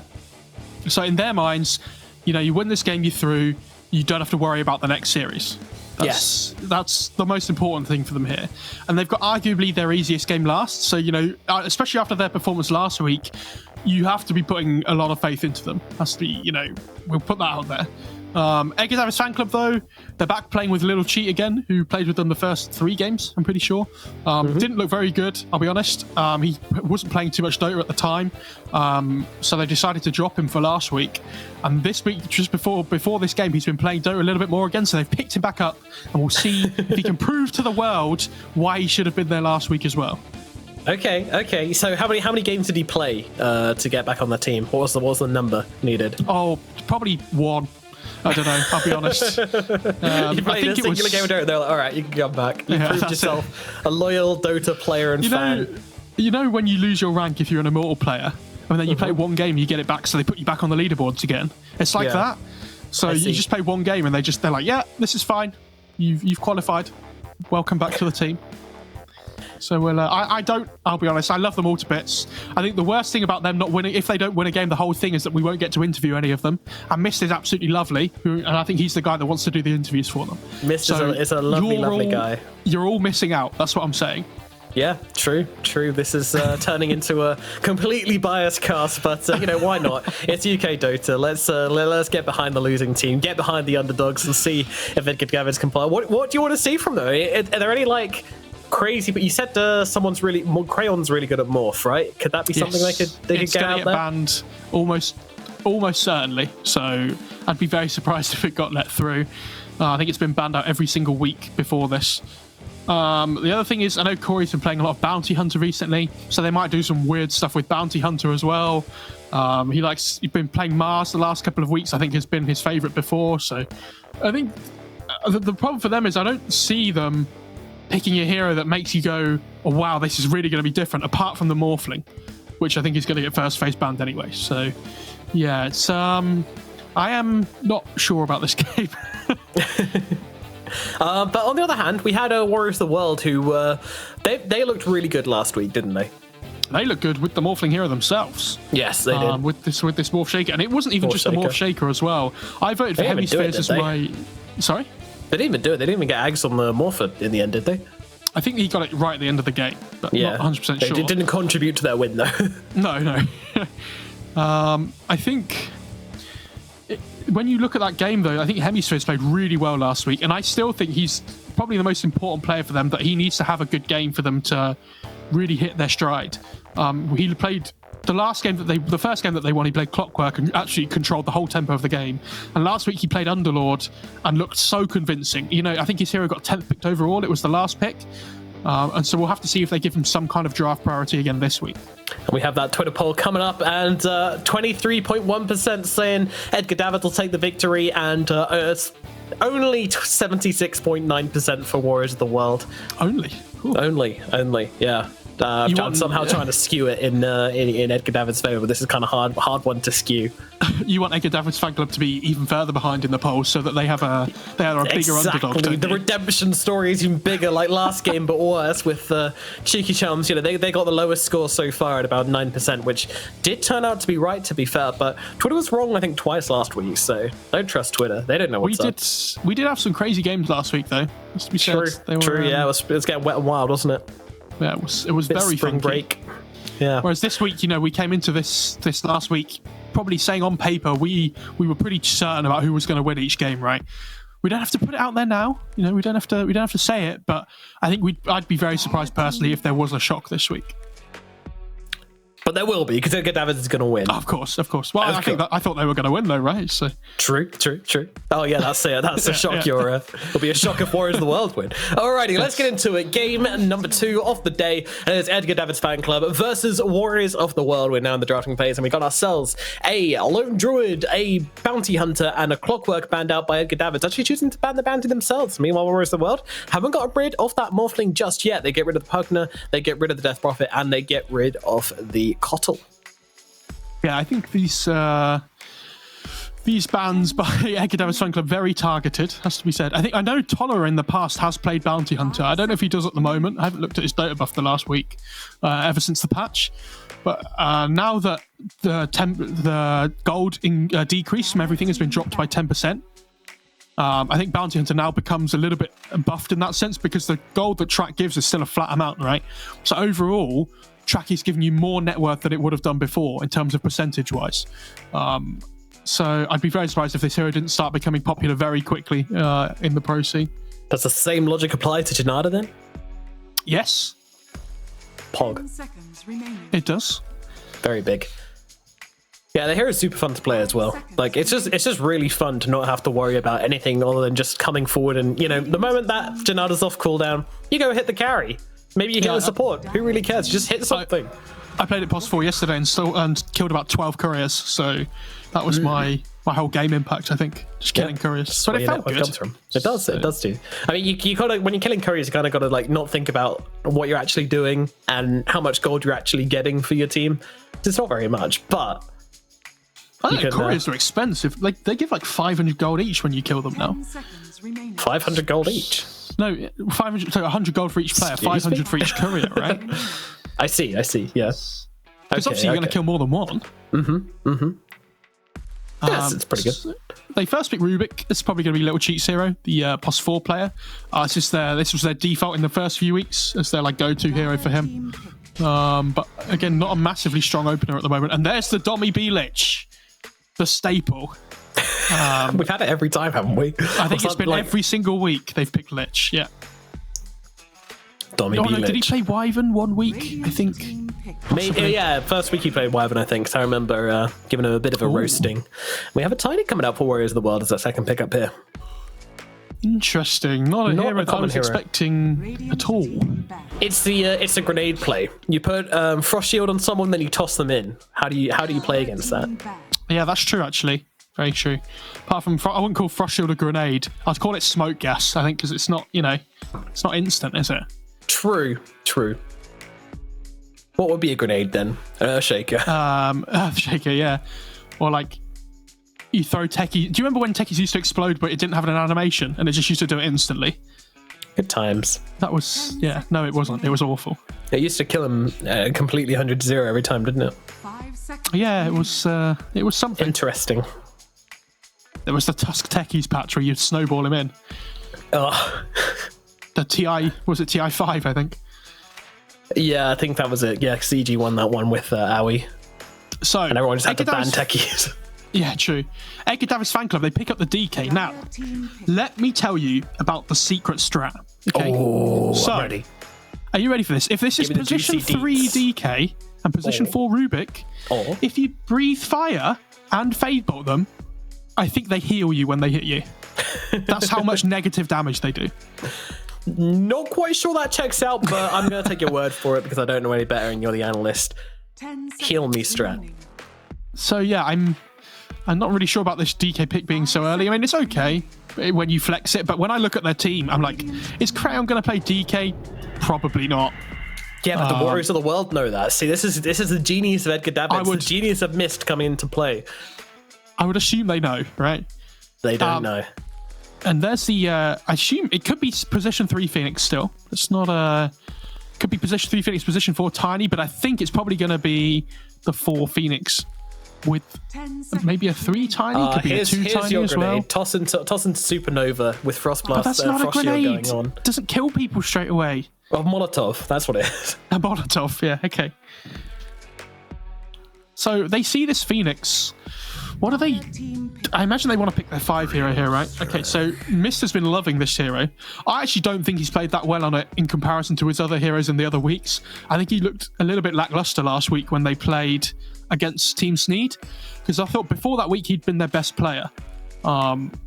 But it does work really well with both the Rubik and the DK. You know, you have the Soulbind into the double DK stun. You've got double Fade Bolt as well. And DK is a hero that if you put Inkswell on him, he becomes, you know, a real big problem. So I think this Grimstroke hero is decent. They don't really have any egg hitters at the moment, which is a worry, but they do still have their cores to pick. But you know what hits eggs? What hits eggs? Morphling. Oh, it does. It wasn't banned. It wasn't banned. It could become. Hold on to something, people. It's just an instant win if they pick it, I think. Is that how it works? Yeah. They've got the underdog, they've got the comeback potential, they've got the home crowd advantage. You can turn into Tiny if you're Morph as well, which is really nice. Not bad. And they've got a TB? Or it could not be better. I'd be very surprised if they didn't pick it here, I'll be honest. I feel like it's something they're very confident on. The only problem is that they have a lot of magic damage on Warriors of the World side. They have Lich, Tiny, Phoenix. And I think if you see the Morphling as a core, you probably put the Phoenix as the 3. And then make him rush a Vessel really quickly. Yeah. I don't think they deal with it very well. Also, Phoenix Ags with Terrorblade, by the way. Some amazing stuff. You just refresh the meta cooldown. Suck him into the egg. Oh, yeah, refreshes their cooldowns, doesn't it? And then you can Sunray him behind as well, which is really good effective HP. Do you just do that even if you're not in a fight, just to refresh it sometimes? Yeah, I've done it before, yeah. Not very often, but yeah, there's the there morph. it is, Edgar damage. They go with the Morphling, slamming it down to the table. Warriors of the World literally quaking, literally crying. Hemispheres, his hands are shaking. He doesn't know what to ban anymore. He's just seen this Morphling on the screen. Why didn't I ban it earlier? And everyone else is going, Hemispheres, you didn't ban the Morphling. There's chaos. Everyone's just throwing their stuff on the floor. I mean, Dummy B, he's unplugged his keyboard. He's walking out. He's going to the pub. He's not even allowed. He's going to get shot by the police, but he's going. That's how done he is at this point. Okay, so you know you're going to be playing against Crayon Morph, right? I mean, they could put they could put Positivity mid, but I think he's much more used to playing Pos 1, right? So it's probably going to be Crayon Morph mid. What do you pick as Warriors of the World against the Morphling mid? You can't. You can't. You just Sorry, go on. What can you pick us as Morph? Well, I don't know. I just thought I'd put it out there. You genuinely wanted to ask me that matchup specific question. Because I feel like, I don't know, there's not... Morphling doesn't really lose that many matchups, right? I think maybe Puck could be annoying for him. Yeah, but magic damage spammers can really ruffle him up pretty badly. I think Queen of Pain's a pretty decent one as well. But it's no Boom Queen of Pain. That's the big letdown. You see, I love that Boom was playing it so much he managed to get Queen of Pain first phase banned for the rest of the games against the OG that they played, which was quite amazing, really. I never thought I'd see a first phase Queen of Pain ban, ever. Loves a bit of quap. Good old Viking. Bat Rider ban. Interesting. So they think it's going to be DK safe lane, or DK mid with the Morphling safe lane. I don't know how much homework Warriors of the World have done. I told you, man. I told you. They didn't see it coming. Which is surprising, considering it's the last week, and you have to win to go through. 10 seconds remaining. If they do win this game, if we interview them on Naked Davos Fan Club, we just clap the whole interview duration. We just the most ridiculously biased interview questions we can possibly think of. So what do they ban? I'm really interested to see what they ban here, because I feel like they need a little bit of lockdown on Warriors of the World. They don't have massive egg protection either. Maybe. Okay, hear me out here. I'm ready. TB builds an Ags, right? And then when the egg goes off, he uses meta, and it fears them all backwards. It's still the same, right? Yeah, it's still garbage. Yeah. I think it doesn't use it when meta goes off anymore. I think you can. It's a separate skill. Oh, really? I'm pretty sure. Yeah, I'm like 99% sure they changed it slightly. Okay. So that sounds amazing. They banned Queen of Pain. You're ready. I'm so smart, actually. And when Edgar Davids are so smart, they come with the Underlord instant. Oh, God. Oh, no. No. Edgar Davids, what have you done? I didn't even think about this. I mean, to be fair, OD Terrorblade is a really slow lineup. And they have Tiny as their other core as well. So these guys they're not going to be playing fast like we saw from them last week on Warriors of the World. Can you Galaxy Brain this one? Go positivity offlane DK, morphling safe lane, and then put Corey mid with the Underlord versus OD. Like, that's fine, isn't it? That sounds awful. Is that awful? Okay. I guess you need to right-click the creeps. You can't just rely on Firestorm. One of them has to sacrifice and have a bad lane against the OD. But I agree that I think you just put the DK there, honestly. And I think you just say, we want Corey to have a good lane because he's the TB counter, right? And we want Crown to have a good game because he's our win condition. I would put positivity mid if I had a choice, but I feel like Crayon's just too confident in himself on this hero to play anywhere other than mid morphling. And by the way, you're absolutely right. Aghanim Scepter grants ability. Can you guess what it's called, though? Oh, I dread to think. I have no idea. Give you a clue. It rhymes with Terrorblade. What? Terror Waves. Terror Waves. What it's called. Yeah, Terrorblade uses Terror Waves. That's an awful name. It's so bad. Wave travels outwards in all directions, causing enemy heroes to become feared upon impact. 1,600 radius, 3.75 second fear duration. They had 2 minutes at Valve before they had to clock out to go home, and so that was the best they could come up with. What is Terror a Wave. 0.6 second wave delay? Mist what does that mean? Is 17-3 as Grimstroke in his last 20 matches. Yo. That's a big win rate. They're scared now. What's this guy? Look, he doesn't even have a stat. What a scrub. Never played TB before. Probably not. What do you do at this point? Panic. Panic indeed. I love WB's build. Start building the Aghanims. 6 mangoes. Let's go. Indeed, let us get into it. Let's get into this game of Dota 2. This is, of course, the ESL Skirmish, a UK-only tournament, and we got the underdogs quite substantially. Edgar Davids fan club unable to win themselves a game so far, but they might as well have themselves an opportunity to here if they can survive this OD for long enough. Yeah, I don't know. I feel like there's much more on the line for Warriors of the World. I know I keep going on against Edgar Davids. There's no way they can actually qualify, but Warriors of the World, if they win this game, they have qualified for the playoffs, so... If Edgar Davids fan club don't go ahead in the laning stage, or like if they're not ahead after 10-15 minutes, I think their game is going to be really difficult because this dire lineup's really greedy. But if they get their farm, like if this OD gets any kind of decent game at all, I think they will start to struggle on the Edgar Davids side. See, Ward placed down is just outside of the vision of it, but I don't really think there's any chance of them mixing up the lanes here. It's all pretty set in stone, isn't it? Yeah, I would say so. I think it's pretty chill. I mean, TB can just jungle if he wants to as well. Oh dear. Positivity has been seen. I don't think there's much they can do to him though, right? Do they have Astral? So many heroes here, but they can't really do anything, yeah.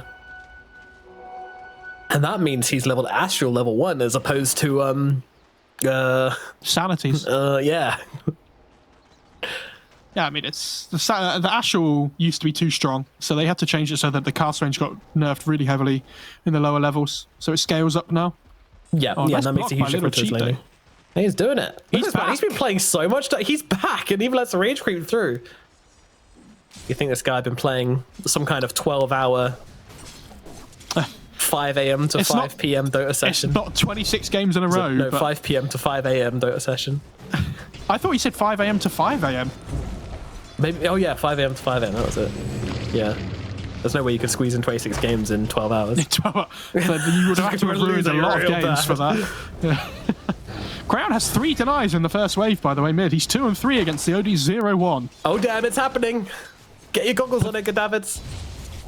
But this is what I mean about them having like this comfort hero. It's something that they love, and I'm really surprised they got it. Throwing caution to the wind here, or maybe getting a bit cocky. Or is the world saying, hey, you know what? We can break it. I mean, I don't know why you'd want to break it since they're not going to be playing any more games, but... Do you think that's a legit term, though? Well, I mean, it is a legit term because we've heard a lot of players say it in interviews, but what's your thoughts on breaking a hero?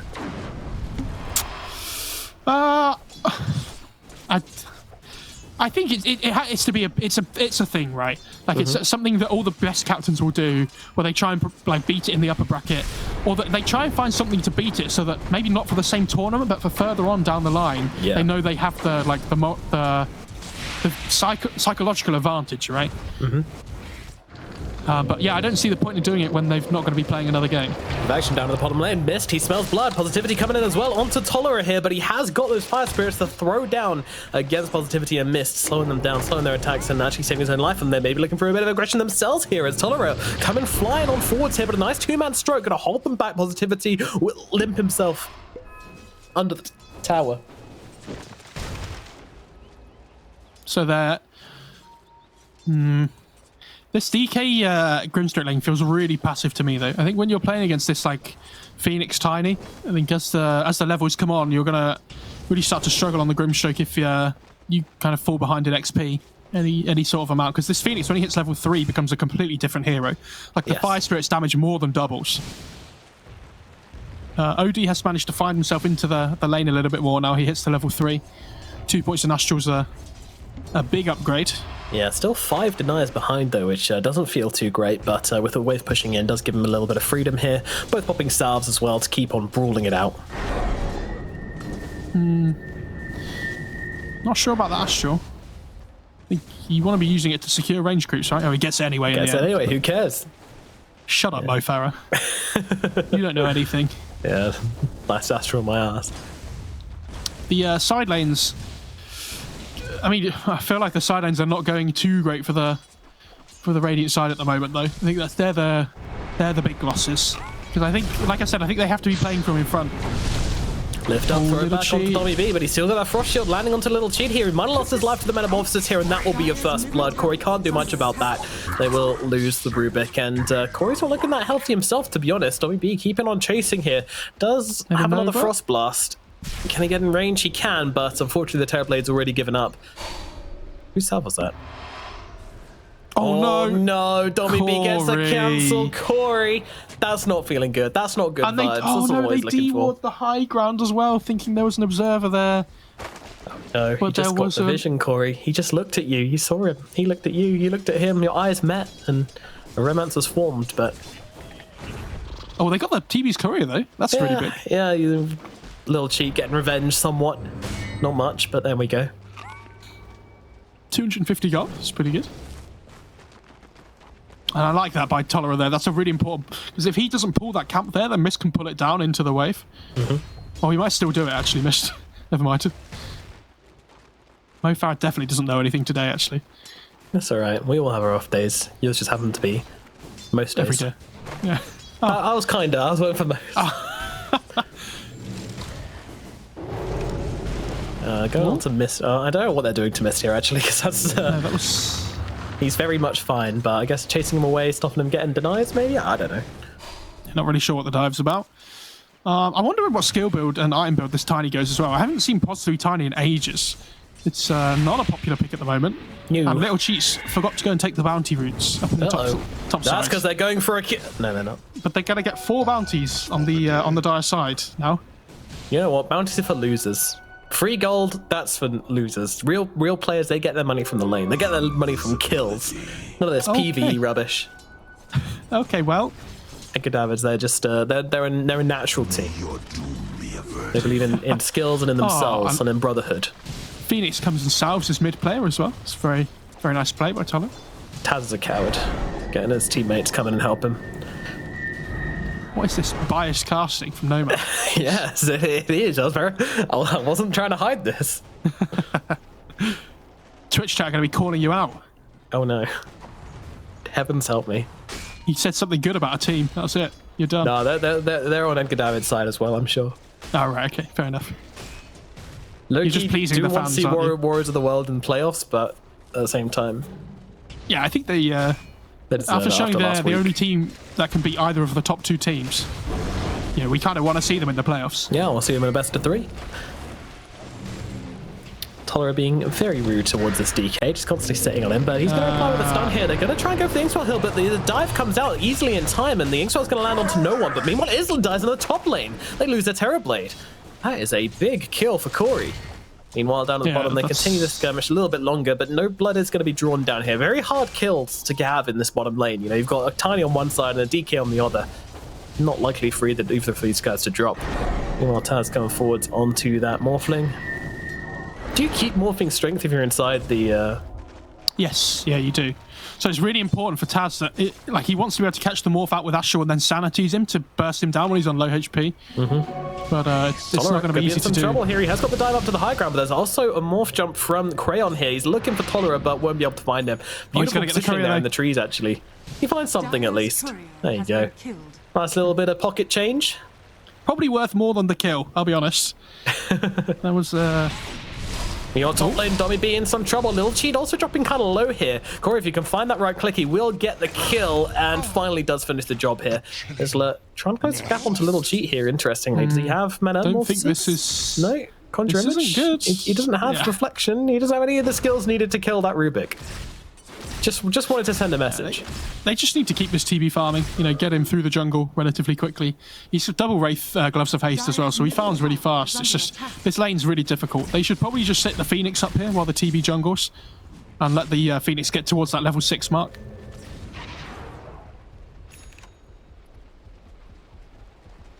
And then the Lich can just go bot and help the Tiny in the meantime. All right, give me a vibe check. We're about 7 minutes into this game. I can't actually see the timer because I've got a little thingy covering up. Oh, I can move it. Oh, sweet. All right, get out of the way, you. I'm glad I discovered that. There we go.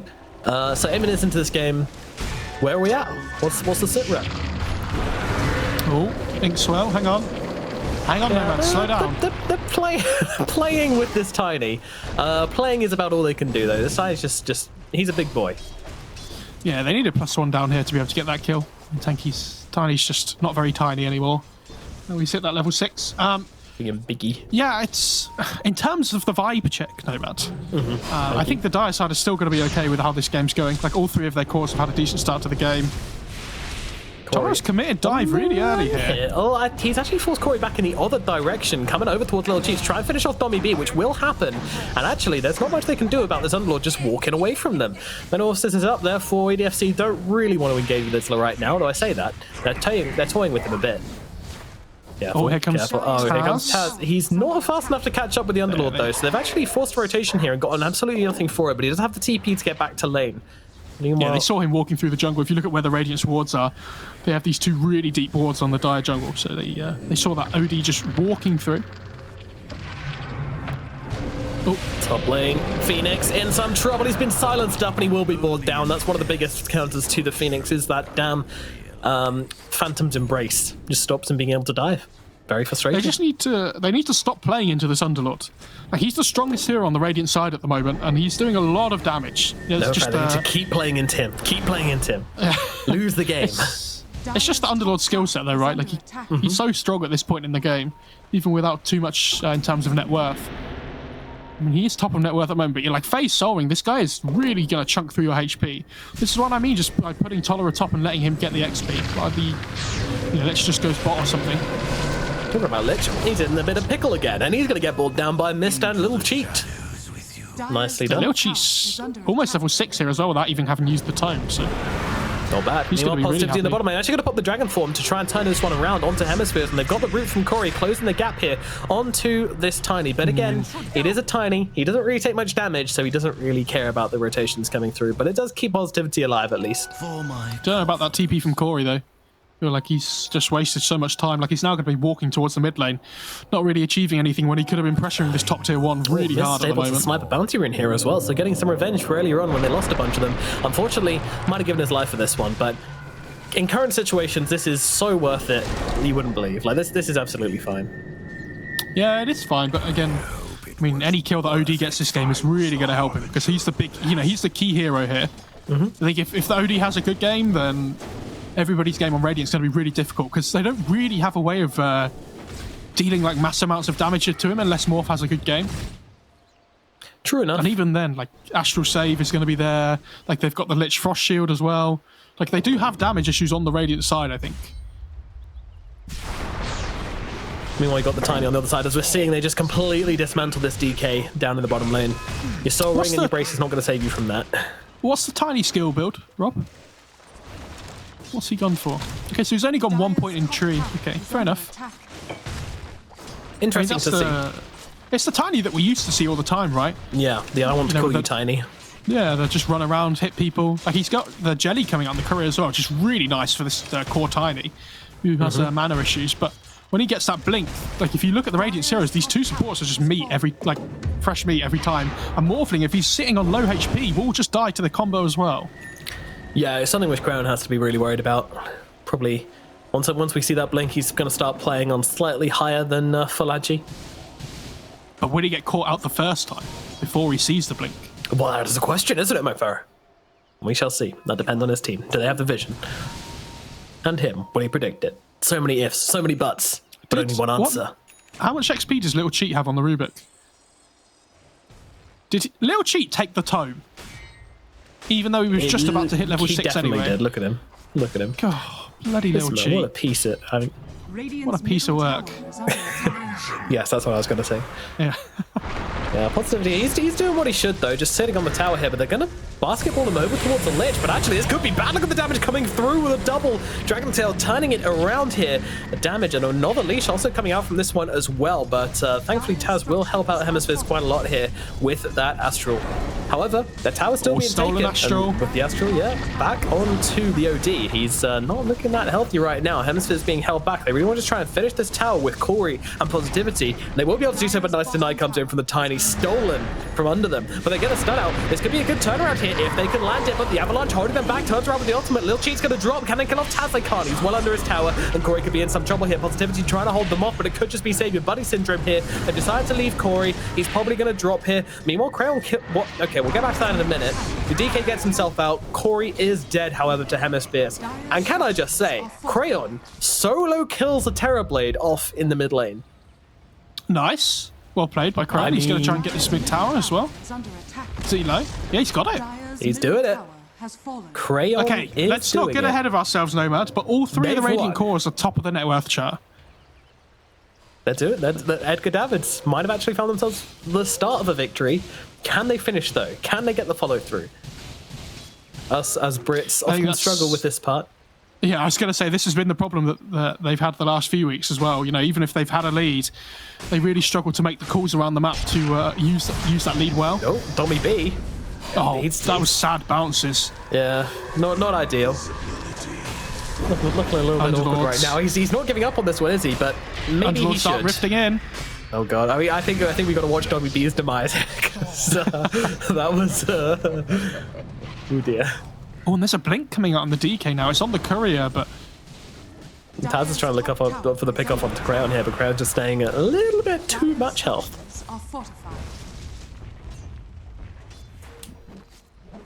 Well, yeah, this is the Dire's problem. Their lineup is so slow. They have no tempo. Like, they have no... The Phoenix can't really play Dota at the moment, right? Like, there's nobody that he can run around the map and try and get kills with. You know, maybe Tiny, but he doesn't have his blink yet. So this Phoenix feeling really underwhelming at the moment.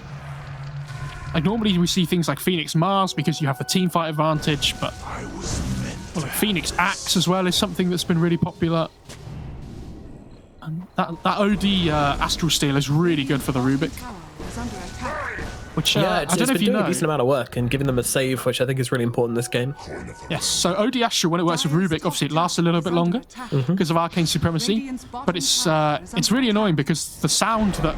You can't rely on the sound anymore. Because watch. Yeah. Oh, so baited, and Phoenix might well be dead here. He's got the Phantom's Embrace on him, meaning he can't dive away. Crown comes in to scoop up that kill onto Tolera, and that's going to be a clean one. Look over towards mid, Positivity jumping in. He might find Taz here. He's got not got the dragon form though, so Taz can just walk himself away, safe and sound, like a lamb in the night. Yeah, this TB's doing the right thing though at the moment. If you see where he is in the bot half of the map, he's kind of just farming away, cutting waves, doing whatever he wants. He just needs to keep farming up. Yep. And the Implor's really good for him. Pretty decent. He's got a Dragon Scale to send to home as well. Yeah, really good for the Tiny or the OD, even the Phoenix if they really want. Because the armor's going to be very key this game. If DK gets Dragon Scale, what happens?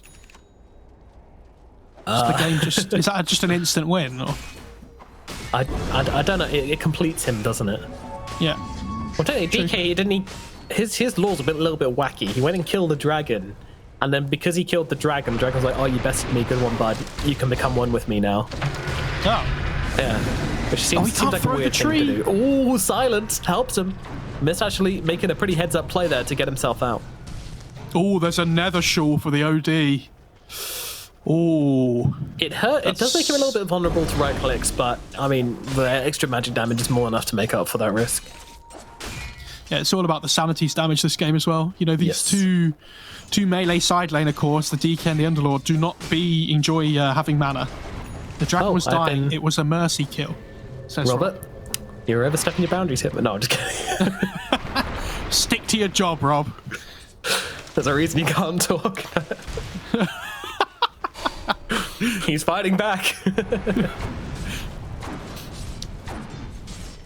Okay, so he was like, "Oh, thanks for putting me out of my misery. Let's become homies for life." And he was like, "Hell yeah, let me bleed into you," which is how my Friday night went. Meanwhile, Corey trying to fight up here. I mean, they initiated onto him. Tanky. There's a Metamorphosis Isla coming through on the side here. I'm not sure who's going to get anything done with that. Lil Chi is TP'd in on this one, and they're going to get the vision, but I think it's going to be a TP in to TP out. Yeah, look at this. Let's get out of here, boys. Crayon jumps in, but see you later. I was really worried that Toss was going to be a bit janky and drag him back, but he's okay. Yeah, I wasn't sure how Dark Rifted worked with things being up in the air either, so I was kind of hoping he would miss the Dark Rift just from being vertically too high.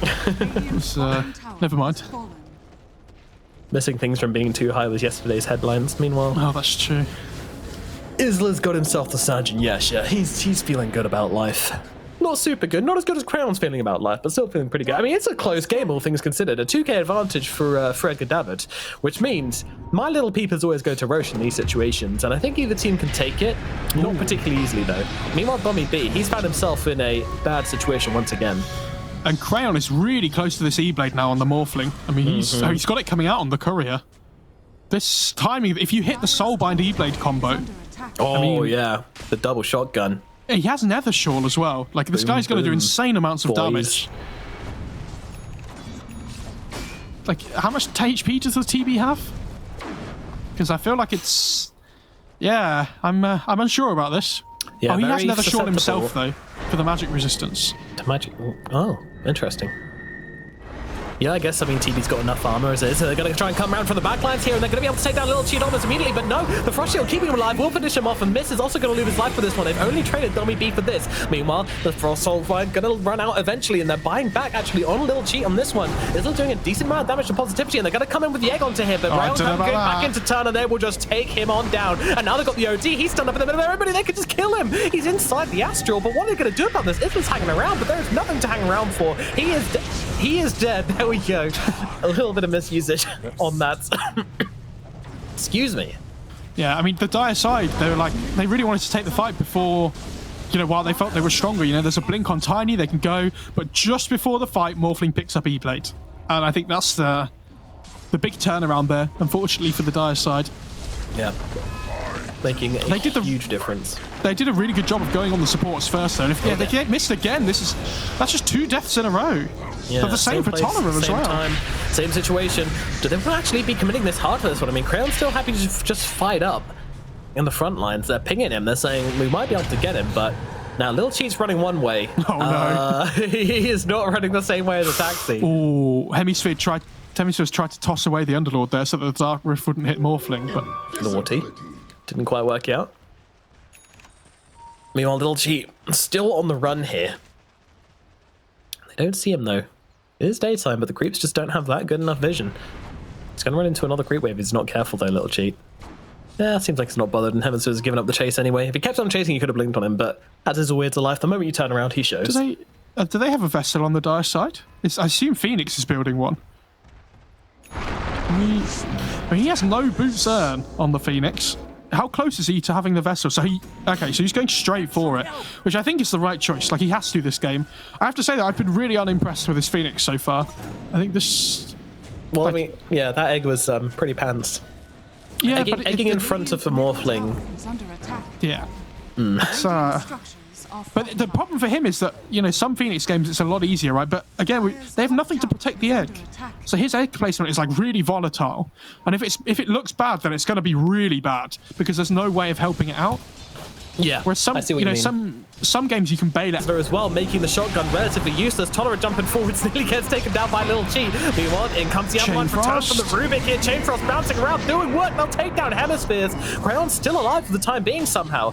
The egg goes off really far on the backlines here and trying to keep that sun ray onto that Rubik. And Corey's going to call it. He says, all right, boys, it's time to leave. And this time, they will bring the Rubik with them. I mean, the fact they don't lose anybody there. They've done really well on the Radiant side. I think until the Die get Spirit Vessel, there's no way they kill anybody. Like they just can't do anything because there's these 3 really difficult to kill cores. Like the DK and the Underlord are really tanky, but this Morphling's just having an absolute free game at the moment. And if you give probably the best player on their team his hero that he's most comfortable on by an absolute mile in a good game for it, it's not surprising they're doing so well.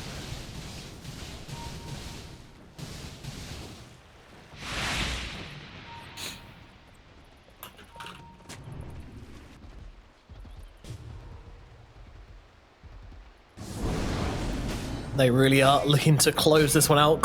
Edgar Davids so far in the lead. I mean, it's only a 4k gold advantage, but then you look at this Morphling, and it's already a half-decent matchup into the Terrorblade. Dire's top tower is under attack.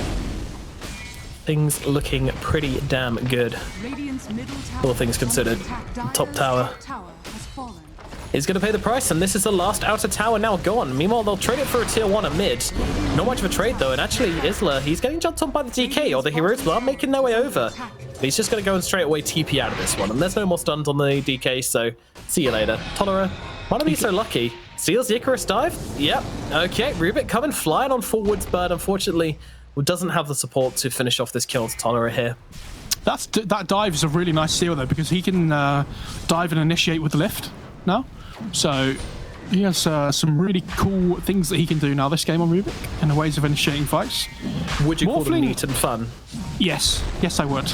Good. Morphling has a BKB, by the way. I don't know what they're going to do to him anymore. Oh, it's the auto pause. Yeah, OD just drops from the game quickly. What a surprise. And Corey's going to grab some water. Fair enough. Corey, there's no time for that. One must be hydrated to vibe, I've heard. Very true. So, if this Morphling gets Aegis, and the Dire, even if the Dire get Vessel now, he has a BKB, right? So what's their play? I feel like the only way they kill him once is if they toss him into an avalanche and then follow up with a precast Sinister Gaze. Otherwise, I don't think he dies. Because this guy's hitting like an absolute truck at the moment. And the magic damage that he offers in fights, especially on top of a Soulbind, is through the roof. Oh, Christ. Do you know what's just happened? What's just happened? The patch has just been released. So hopefully DK doesn't leave Dota entirely and patch. Otherwise, we could have a problem on our hands. It does mean the next game is going to be played on a new patch, by the way. Good luck, Sparkling Water. Oh my god, what's happened? Hopefully the DK gets back in safe and sound. Okay, so I'm just going to go and look up the new Dota patch while so I can start studying. For the next game. For the next game, Just leave it. We'll figure it out next game on the fly. It'll be fun. We can look up the stats as heroes get picked, but focusing on this game. Yay, DK's reconnected. Phew. Thank God. Thank God, yeah. I was really worried that was just going to be, because I don't know what you do if someone patches their game. I think they can always still connect, but... Not sure. Either way, Roshan getting beaten on down by Positivity and Crayon here, and there is going to be a response. There is not. No one coming in remotely soon enough, and that's going to be an Aegis in the hands of Crayon, Morph, Aegis, 2 lives. Still even grab himself a regen rune as well. Get the rest of his health out, because why not? The Dire have to completely avoid fights now for the next, 5 minutes or so until that Aegis goes down, because they have no way of being able to fight into them. This tiny pick's been really nice, like if they could have got some kind of pick-off going, but the way that Radiant are playing at the moment, they're just 5-manning, and this tiny can't do anything because his item build doesn't help him with, any potential 5-mans. He has SMY Satanic on the TB, which is really nice for the status resistance, but I don't really know if they do any damage with that build. Yeah, I was going to say, like, you know, yeah, you're not dying, but at the same time, you're not doing anything. It doesn't matter if you're alive in the first place. And DFC, they're up on the high ground. Crayon, positivity, and they are looking at them right now. Dive in, lift up, stun Nice into the initiation. OD. Really beautifully done, and they take him down. Taz is out, but he is buying back into this one, and a BKB on the DK. Popped pretty early here, meaning that they are actually just going to call this. Yeah, really good initiation by Little Cheat there as well with the dive into the lift. Yep, very cheeky. Very cheeky. And he does get the tier 2 on the TB though, and how much damage did he get on the just a little bit on the tier 3? So they don't. This is what I mean though. The dire side just have to avoid fights.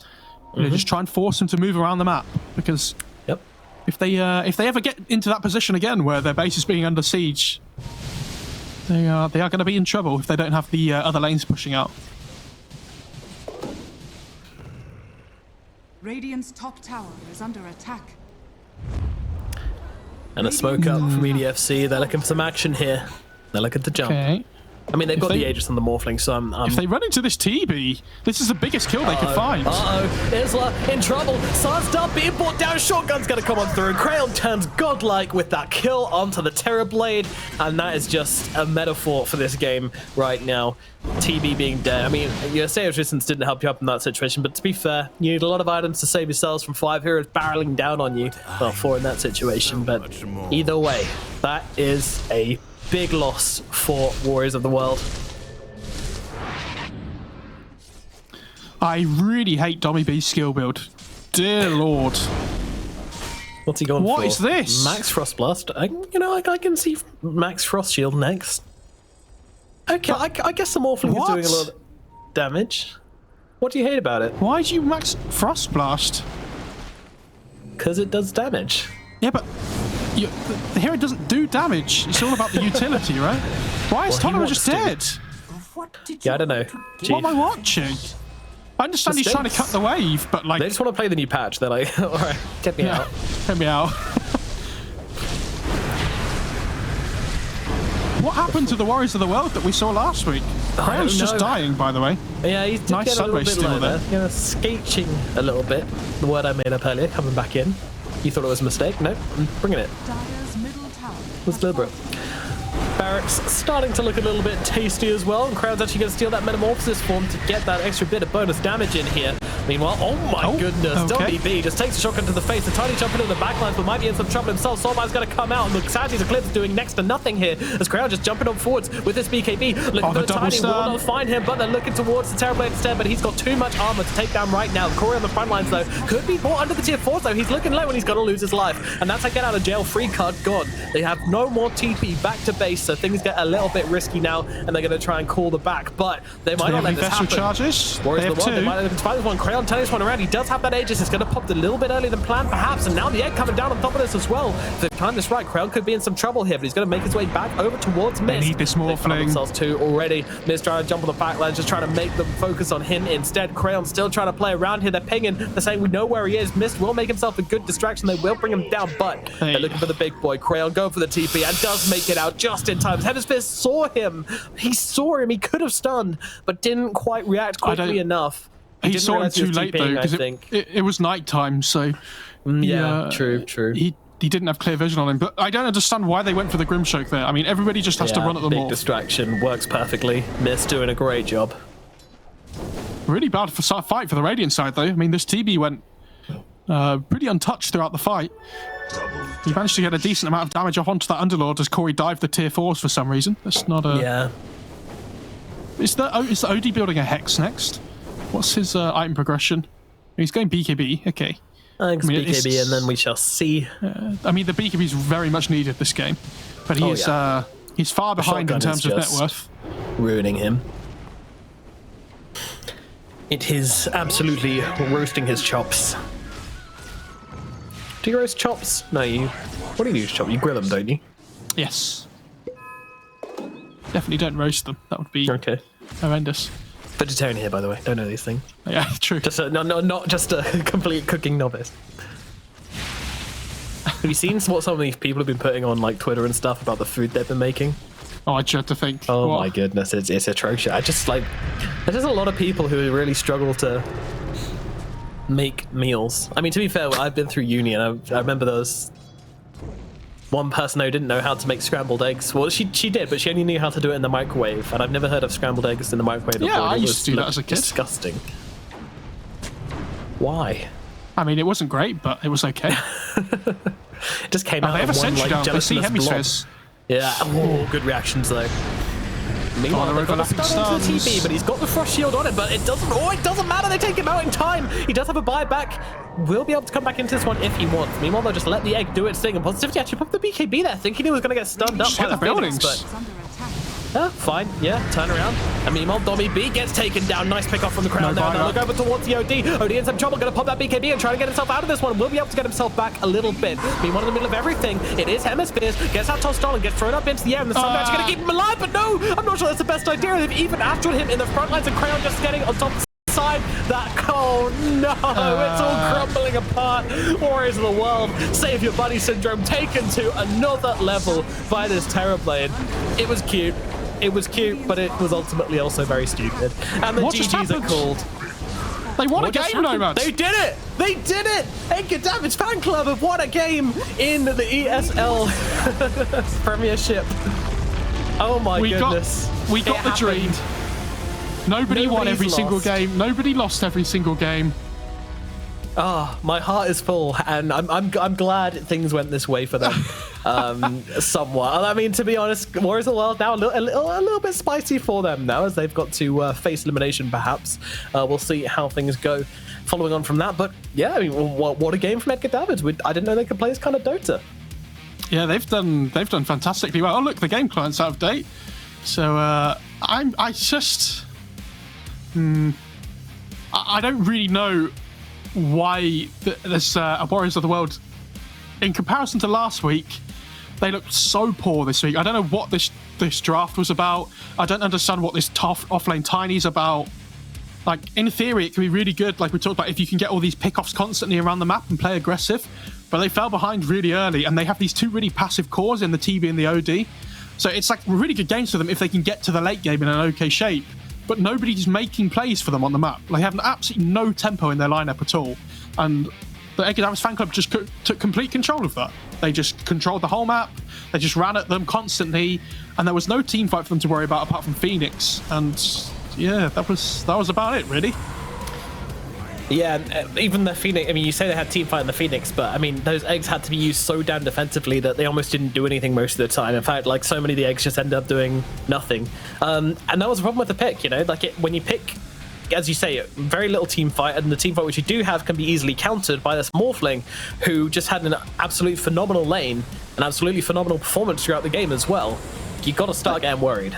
Morphling is the only hero as well when I think about their line, when I think about their team overall as the players that they are, that can easily just win them a game if it's a good Morph game. Like, no other hero that they can pick would do the same thing that it does for them, just because of how good Crayon is at that hero. And so I don't understand when you're coming into this series, you need to understand that they play Morphling, right? Like, if you search his Dota buff, it's his most played hero by some margin. So I don't know how they've managed to get a perfect Morphling game for themselves. Yeah, I mean, you got to point towards the draft for Warriors of the World, I think, somewhat here as well. You know, you knew it. Everybody else seemed to know it. They were banning it out, Warriors of the World. They don't just not let it through. They don't just let it through, but they also set themselves up for a pretty beastly Morph game as well. And that's exactly what we saw happening here. I don't know if they thought that, like, the OD was their big kind of ace in the hole. Mm-hmm. I'm not sure. I mean, OD just feels like a really sad hero at the moment. Like, it needs so much time to come online. Its laning stage isn't anywhere near as strong as it used to be. It can still be a really annoying hero, but it just doesn't pack the same punch as it did before. And ever since they removed the splash damage from Arcane Orb, that hero just doesn't farm as fast. Like, you used to be able to farm ancient stacks really quickly, especially, like, other camp stacks as well. And it just takes so much more time now. That hero feels really underwhelming. I haven't seen a decent OD game in quite a while now, actually. And that was yeah, the hero suffered a bit recently, and I think, you know, he does have these games where he can just crush people, crush teams even, but this was one of them, and it got like a little bit too close for comfort, I think. Yeah, I mean, 100%. Was and Edgar Davids fan club, they're going to be so happy though that they've won a game, because, you know, they've been feeling down in the dumps about their losses before, but, you know, we've seen big things from them now. And we have indeed, yeah. Hopefully, look forward to seeing them in future seasons of the ESL Premiership. But unfortunately for them, that is the end of the line. They don't stand a chance of making it through to the playoffs. So that's the last game we saw of them. But good to end on a high note, I guess. Yeah, I mean, if you're looking forward to maybe next season for them, you know, have you got any suggestions for this team? I think their drafting has to be the big thing to work on, because I feel like there's been too many times, especially in the first few weeks when their drafting was really poor. I think they need to be more confident in their shot calling as well. I think it's the other important thing, because I feel like they had problems with, like, nobody was controlling the game on them for their team in terms of, like, mentally and things, like calling shots and everything. So hopefully, you know, going into next season, they should be able to pull something out a little bit different. Maybe that's through roster changes or through more practice or, you know, watching replays together. But, you know, I'm expecting better things from them next time. Mo, I don't know if it's just me, but I'm actually struggling to see you right now. I think we've had a bit of mist settling in over this call because we've got it here for an interview. Rob, how is it going? Oh my goodness. We might not have him right now. Rob, you here, Rob? buddy? Friend? Hello? Compadre? Hello? Hey, man. Hey. How you doing? Can you hear me? Yeah, good. Yeah. Hello? Let me turn him up a bit. Little bit quiet. There we go. But just turn down the music a little bit. Turn Rob up a little bit. But yeah. I mean, a phenomenal performance there. How are you feeling after that? Yeah, better than last week's. But we're vibing. We were saying before the series that the worst thing about you not winning a game would have been the fact that we didn't get to see you and interview you. So this is it. Yeah. This is what you've been waiting for. This is what you've been living for. Is there anything you want to say to all the Edgar Davids fans out there? It's been a vibe check of a journey. You know, we're having a great time. Wish we'd had some more wins to put on their board, but you know, we'll take it even if it's the last week. You know, I'm just happy I get to see you guys in the end. Oh. We're happy to see you too as well, Rob. Lovely to see you again. I heard some shenanigans about someone dyeing their hair pink. What is it? Could this be confirmed live? Yeah, Crayon's dyed his hair. It's not like vibrant pink, but it's it's there. We've got some pictures if you've seen them. I didn't know. Please, send them our way. We'll get production. He did a live stream before the game for us all, just to get us all hyped, you know, in his pink hair and everything. You know, we had a bit of a round robin. Everyone get hyped. Let's go win a game for once. Nice. Get you all vibed up. Nice to hear it. Yeah, exactly. Now, Mo was saying that, you know, he felt like your team lacks a powerful voice to lead you guys forwards together. Do you feel that as well, or do you think there is someone being that powerful voice in there, maybe just not saying the right things? No, I think Mo's played with us a lot, and I think Mo knows quite well what we're like. And yeah, there's definitely a lot of traffic coming in, and he's grinning, but he's right. You know, it's something we're working on, though, and we're learning. And you know, it's a learning curve. Nice. Now, as I'm sure you're aware, a new patch has dropped. You know, I'm sure you guys have had plenty of time to look through it. What's your favorite things about it? 7.26. I'm just kidding. I'm messing with you. With you. They dropped a patch during your game. There is a patch, though. Yeah, there is indeed. So, yeah. All right. So, I want to ask you a question. Ooh, okay. So, we said before the game that I thought Morphling was going to be first phase banned because it was your best hero, it's your best chance of winning as a team completely, right? So, How good did it feel when you got to that fourth pick and it looked like an amazing Morphling game and it wasn't banned? Crayon just said, "Give me Morphling," and it was like, "Yeah, well, I'm not going to turn him down." If Crayon told me to give him Morphling, I'm not arguing with him. Yeah, but yeah, no, it felt good. It felt good. It was like after the last weeks where we've had all the losses and stuff, and people have been feeling a bit down. You get your big guy on his 25 master tier hero. You're happy. You're happy. For sure. Now we are just going to have a quick look at the Twitter votes. Do you reckon you're going to be there, Mist? I don't know. Oh, I am. I see that. Do you reckon you made top 3? Ooh. I can see it. You can. We just can. My MVP would have to be Corey, just because he gave me a shout out at the end. That was the biggest thing. Even after yesterday when he griefed me and lost me I have to take him back. That's 5-star Uber driver, dude. He's taken us out of there. It's a good feeling. Take us safely back to base. All But of course, head over to @ESL UK and vote for Crayon, Corey, or Mist for your MVP. Final question now for you, Rob, Mist. What is a vibe check?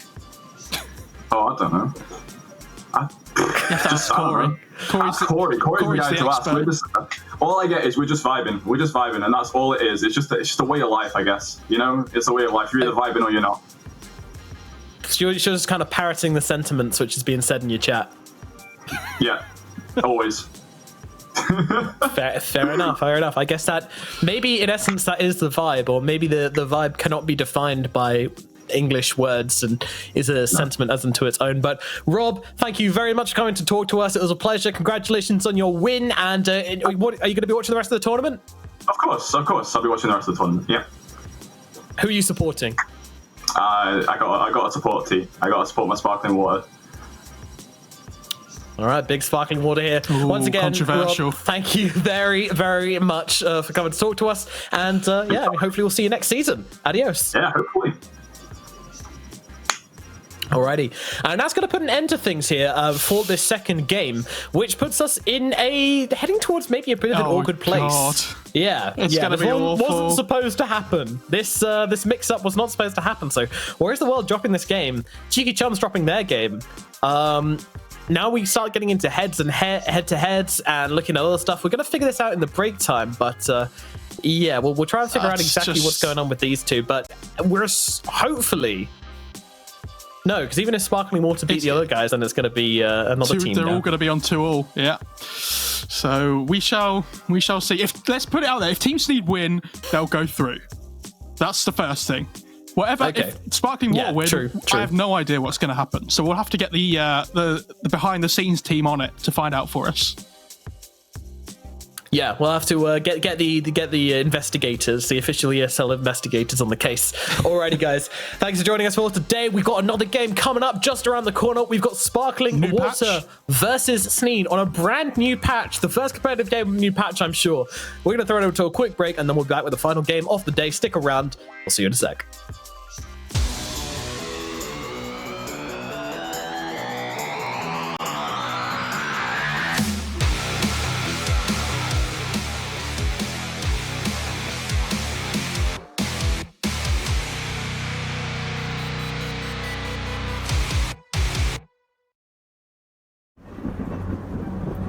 Multiple witnesses have reported mysterious shadow sightings all around the city. According to experts, the origin of these shadows is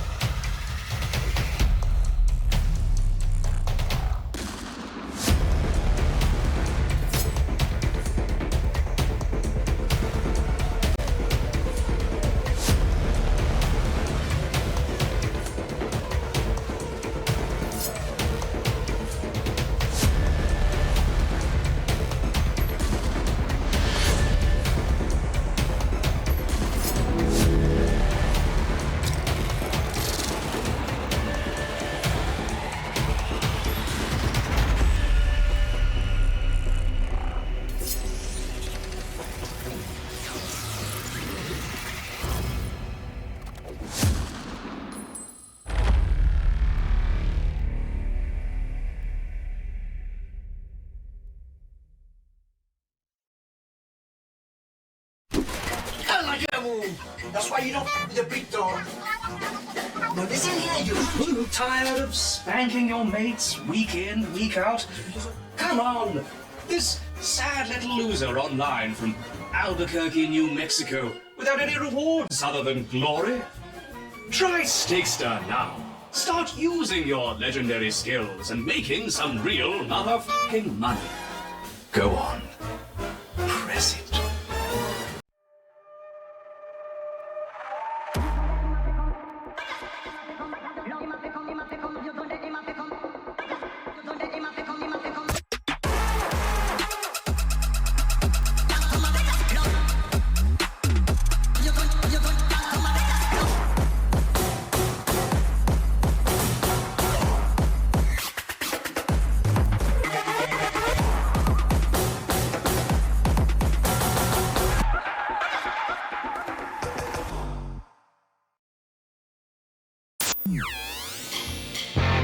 Parsec lets you play your entire library of games on any device, anywhere, with anyone, at any time.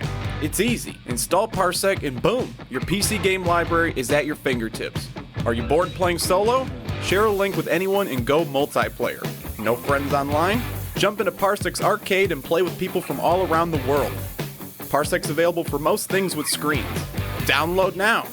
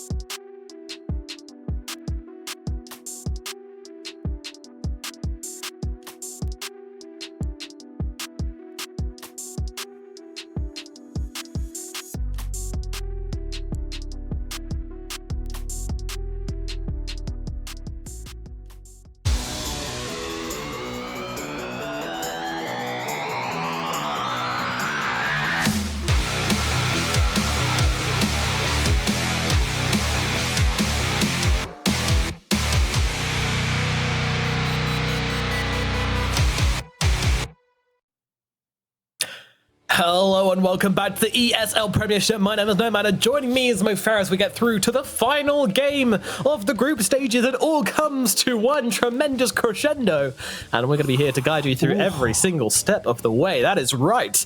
We got ourselves Sparkling Water versus Team Sneed in a very important game. Now, I've been figuring this out. You've been reading the patch. I've been figuring out what the hell's going on here. So, let's get down to it.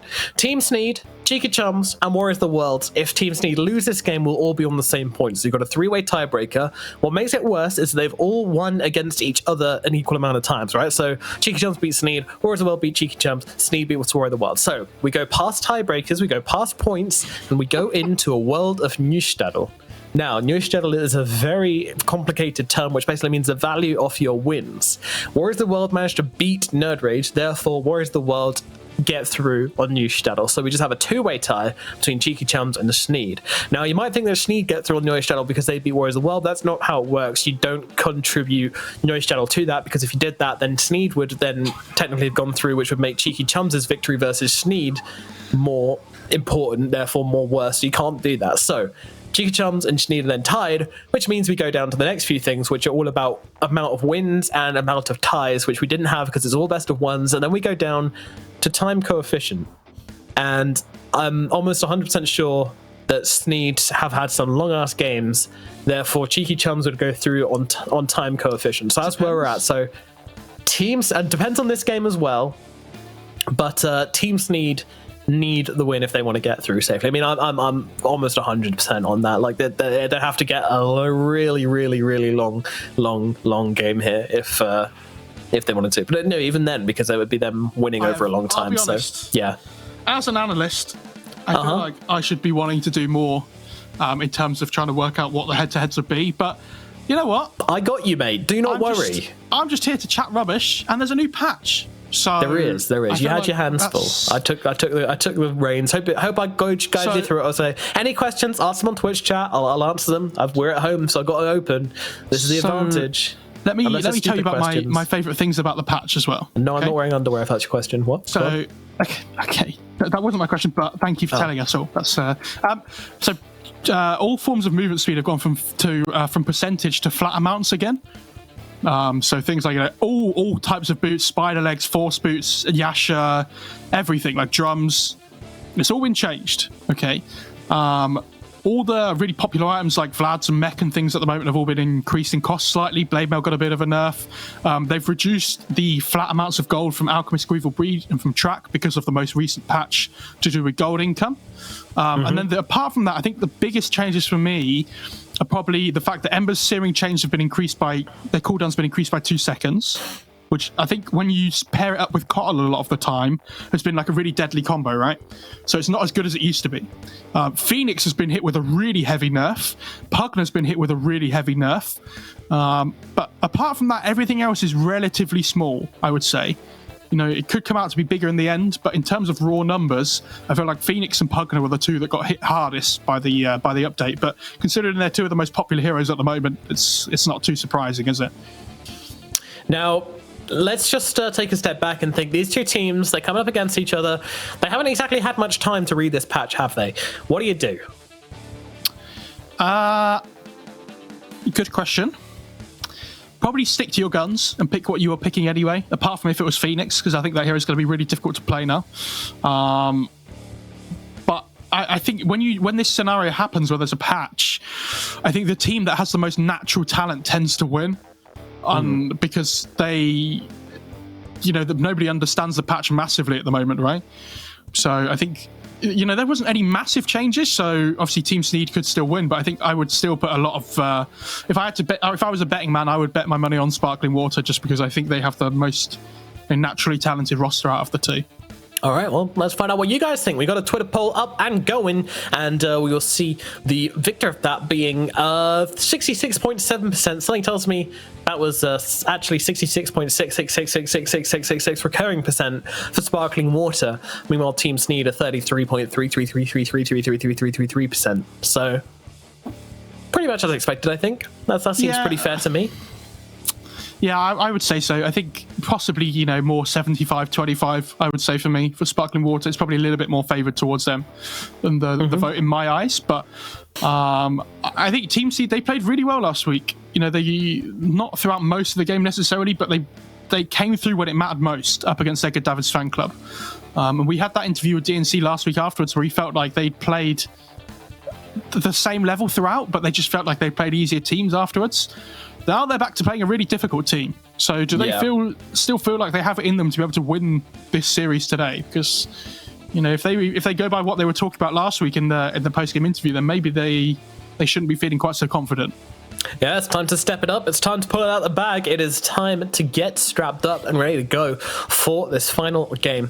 I think the patch might be kind of like a shining hope for Team Sneed. If you're looking at this as a team, you can be like, all right, let's go. New patch. We're on even playing ground now. Just the mentality might be there to help you through. Even though I do agree what you're saying, but let's get into it. Wow, look at that! They've got a beautiful banner on Team Sneed. Look at that. Oh, it's lovely, isn't it? One thing from the patch I forgot to mention, by the way, Eye of Scardy reduces all regen, heals, and lifesteal by 35%. Yeah, that's a mad one. That's pretty bonkers. And Vessel got changed slightly as well, which I think is going to be an interesting one.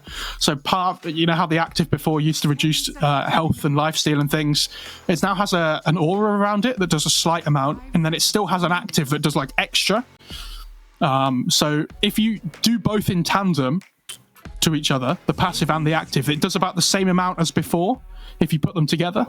But the fact that it has a passive going around constantly all the time means it does, it's a little bit of a buff for the item, really. Yeah, I think it sounds pretty. I don't know.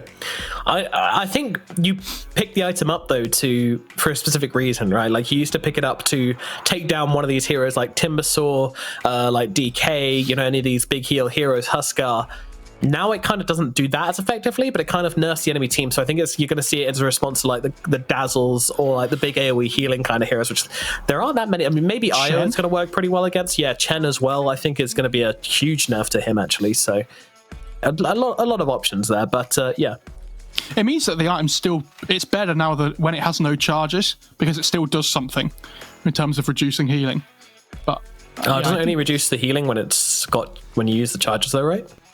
It does still, yeah. It's 20% flat and then an extra 35% when you use the active. So it goes up to 55%. And you can use it on a single target? Yes, yeah. Okay, but the aura works on everybody. Right. But the 35% extra is just on one target. Okay. So, worth pointing out today, again, that Chryson is replacing Cube because Cube is playing in a different tournament, I'm pretty sure. Okay. So, Chryson going to be playing POS 4 again today. Now, I hope I don't. He did pretty well last time. I was going to say, yeah, he did do well last time, but he messaged me after the game and he said, I hope they don't ban my hero this week. Because he said that all he wants to play is Rubik. So, hopefully, he gets to play as Rubik again, because, that's what he's most confident on. Mm-hmm. If Team Sneed decide, Icky knows Chryson very well. These two guys are playing up against each other in skirmish, and there you go. Gets taken out. Icky knows. Wow. Icky was listening. No, I'm just kidding. I'd be very impressed considering there's a delay on the stream, yeah. What would you have done though if you had banned it like, whatever, 2 minutes after you'd said it? I'd have said, well, I should have said that a little bit later then, shouldn't I? Written apology to Chryson? Remake? Oh, no, definitely not. No. He also messaged me saying, I hope I don't flame him. So any chance I get, I have to flame him this series. Chryson. Okay.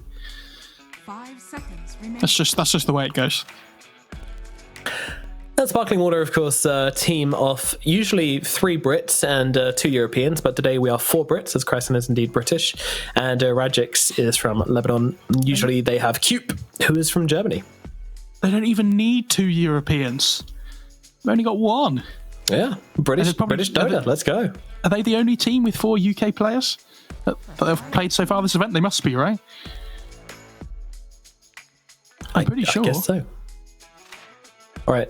According to the head admin, the standings will be Nerd Rage first. If Sparkling Water wins, the standings will be Nerd Rage first, Sparkling Water second, Warriors of the World third, Cheeky Gems fourth, Team Sneed fifth, EDFC sixth. So Team Sneed have to win this game. Playing for their tournament live here, Mo Farah. This is... Yeah, that's because of the time coefficient, I think. Ooh. So, they picked the Void Spirit first on Sparkling Water, and Zantic played this last week to very good effect. Smart. He was awesome at this. Yes, yeah, absolutely. Zantic absolutely ruined with this hero, and I'm a little bit surprised to see it get through the draft, but there we go. I also like the way they ban out T Spirit Breaker as well. Bit of respect there from Team Sneed. Even though Bulldog's got a tiny nerf. I think it's 2% movement speed or something. Why? Yeah, I mean, that hero's in an okay place, Spirit Breaker. Oh, is it because of the changes to boots and everything? Oh no, they didn't read the patch! Oh no. Oh god, did they even realize? So what's happened is Phoenix now has his Fire Spirits. Do you remember it got nerfed by damage last patch? They've increased the cooldown from 45 to 51 at level 1. So this hero, until it gets level 2 or 3 pretty much, is so weak in the laning stage. I cannot even begin to tell you that. The thing that it is still good at though is team fighting. Yes. The other thing, but the problem is that Phoenix Axe no longer has Sunray. So where people used to rush Axe on this hero and then use the Sunray effectively in fights and things, that's now been moved to a talent at level 20. So if you rush the Axe, you still don't have level 20. You know, you tend to get it around the level 12 to 15 mark, anywhere between then. So we'll see how Icky adapts. I assume it's going to be Icky Phoenix at least. And they have the Phoenix Axe combo, which is, a Seneko favourite. Yeah, I love this. I really do. I think Axe is one of the best egg protectors. Yeah, especially because it's BKB piercing as well. Oh, there's their egg hitter though, with the Snapfire. They have the little shredder.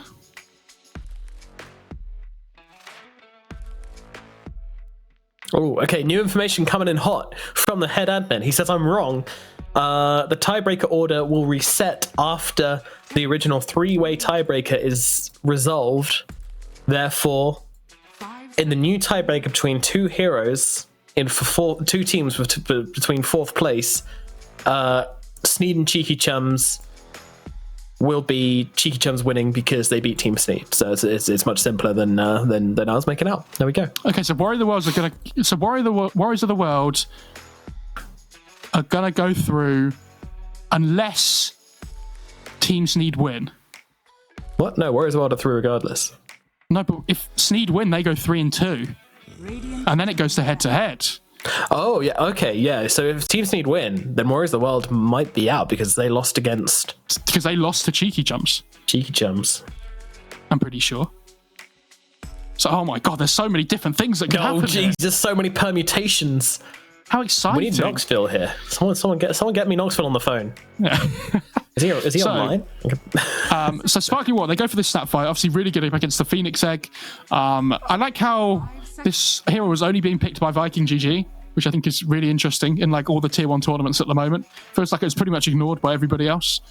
But T really likes this hero. It's one of his favourites. He said it was really depressing playing Abaddon last week, his position 5. He felt like he couldn't really do anything. He was just at everybody else's demand. He was playing that hero. But this time he gets to play Snapfire. So, do stuff. Throw cookies. Shoot guns. Pew pew. One of his kisses. The world's your oyster. I wonder what they pick up with this Phoenix Axe, because they have next pick, right, on Team Sneed. You'd assume it would be their POS 5. So they could put this Phoenix 5 and pick up a Nyx or something to try and counter the Snapfire if they wanted. But it feels like they need a POS 5 here. Yeah, and this has been their staple for Amos in the last few weeks. It's like their go-to position 5 in the Undying, and I really don't like it. It dies. The Tombstone dies to Little Shredder in the same way the Egg does. They don't see what the enemy offlane hero is. So if they pick something like Nature's Prophet now on Sparkling Water, this Undying isn't going to do anything. They have no good catch on their 4 and 5. They have not great wave clear on their 4 and 5. This Undying hero just feels really underwhelming to me. And even in the games that they've won in the last couple of weeks, it felt like this Undying's still been pretty underwhelming. Agreed. Yeah, I don't know what this pick's about, but they're sticking to it. Got to give them credit there. It is an absolute menace for the first 4 minutes of the game. It can be, yeah. After that point. Depends on the lane matchup, though. And if they don't see the lane matchup, which they don't, if T picks a good offlaner against this Undying, then I think he's going to struggle. I think they damn well might. They're using a lot of their reserve time. It's the second phase, T, not the first phase. You're supposed to use it in the first phase of the draft. Yeah. This is exactly what I mean. What does Undying do against this hero? Yeah, he doesn't do anything. It's really good at like level 1, but then when Batrider gets to like level 3 or something, if they pick like a Tusk or like any kind of decent position 4 that can play with the Batrider, they just kill the Undying over and over again. Do you reckon Amos is just like, I don't know, like really bad and no one knows, and they're just like trying to cover it up by picking him Undying every game, and he's just like, that's fine. I'm just theory crafting. I've seen nothing of which would suggest that. He's okay. I think he's a decent player. I was suggesting otherwise. Ooh, the bounty. I think way this to is earn going to money. be Kreis and POS 4 bats, and Rajik's playing the POS 3 bounty hunter. I think it's going to be the other way around. Kreisen very much loves his Batrider, though. Oh, inside information. So I'd be very surprised if it wasn't him playing the Batrider. I mean, he could be playing Bounty Hunter, but Rajik's played Bounty Hunter last week as well. So I think that's their like go-to at the moment. And if you look at these heroes on Sparkling Water side, what's the longest cooldown they have to wait for? Lasso? Maybe Warmest Kisses, which isn't like necessary. This lineup is going to run at you non-stop. And you have track gold for every single kill that you get. Yeah. They're really gearing up just to run them over, aren't they? They want to fight constantly, and with these heroes, they are not going to be afraid to. It's a decent Weaver game. This hero lane's okay against Batrider. It used to be better. I actually think Batrider doesn't do too badly in this matchup now, because you can just skip waves if you want to, you can jungle, you can stack camps. But Bounty Hunter against Weavers, like... I don't know. Bounty Hunter doesn't do great, but he has really high armor, so the Weaver can't really bully him out of lane. Yeah, and later on in the game, the track has to be considered to see him inside of Sakuchi as well, so absolutely very frustrating. Yeah, and it's not even like if you build Lincolns, it doesn't really help because it's it gets popped so quickly and then just tracked again anyway. I like the PL bun though. I think that's a hero that we've seen symmetrical play relatively well. They need an egg hitter still, I think, on Sparkling Water, even if they have the Snapfire. They need some like Agi core, you would assume. Some kind of like status resistance builder with like a Satanic or something might be pretty good as well. 5 seconds remaining. They have okay magic damage on Team Sneeze side in the Phoenix and the Undying, but I mean they could go back for the Terrorblade if they really want to on Sparkling Water, just as their like big win condition. Dire team pick. Ban the Storm, okay, decent ban. They need some way of getting onto the back lines on Team Sneed with Snapfire and the Batrider, because they're going to be the two most important cores.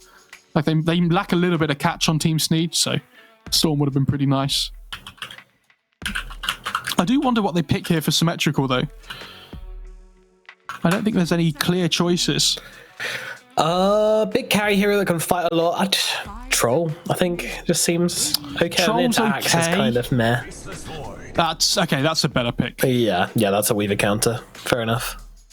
It's not just a Weave counter, but it doesn't die to an axe call.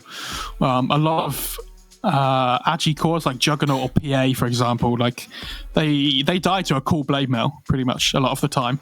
Whereas Void, it's a little bit more tanky. You get the strength talent at level 10 as well, tanks you up a bit.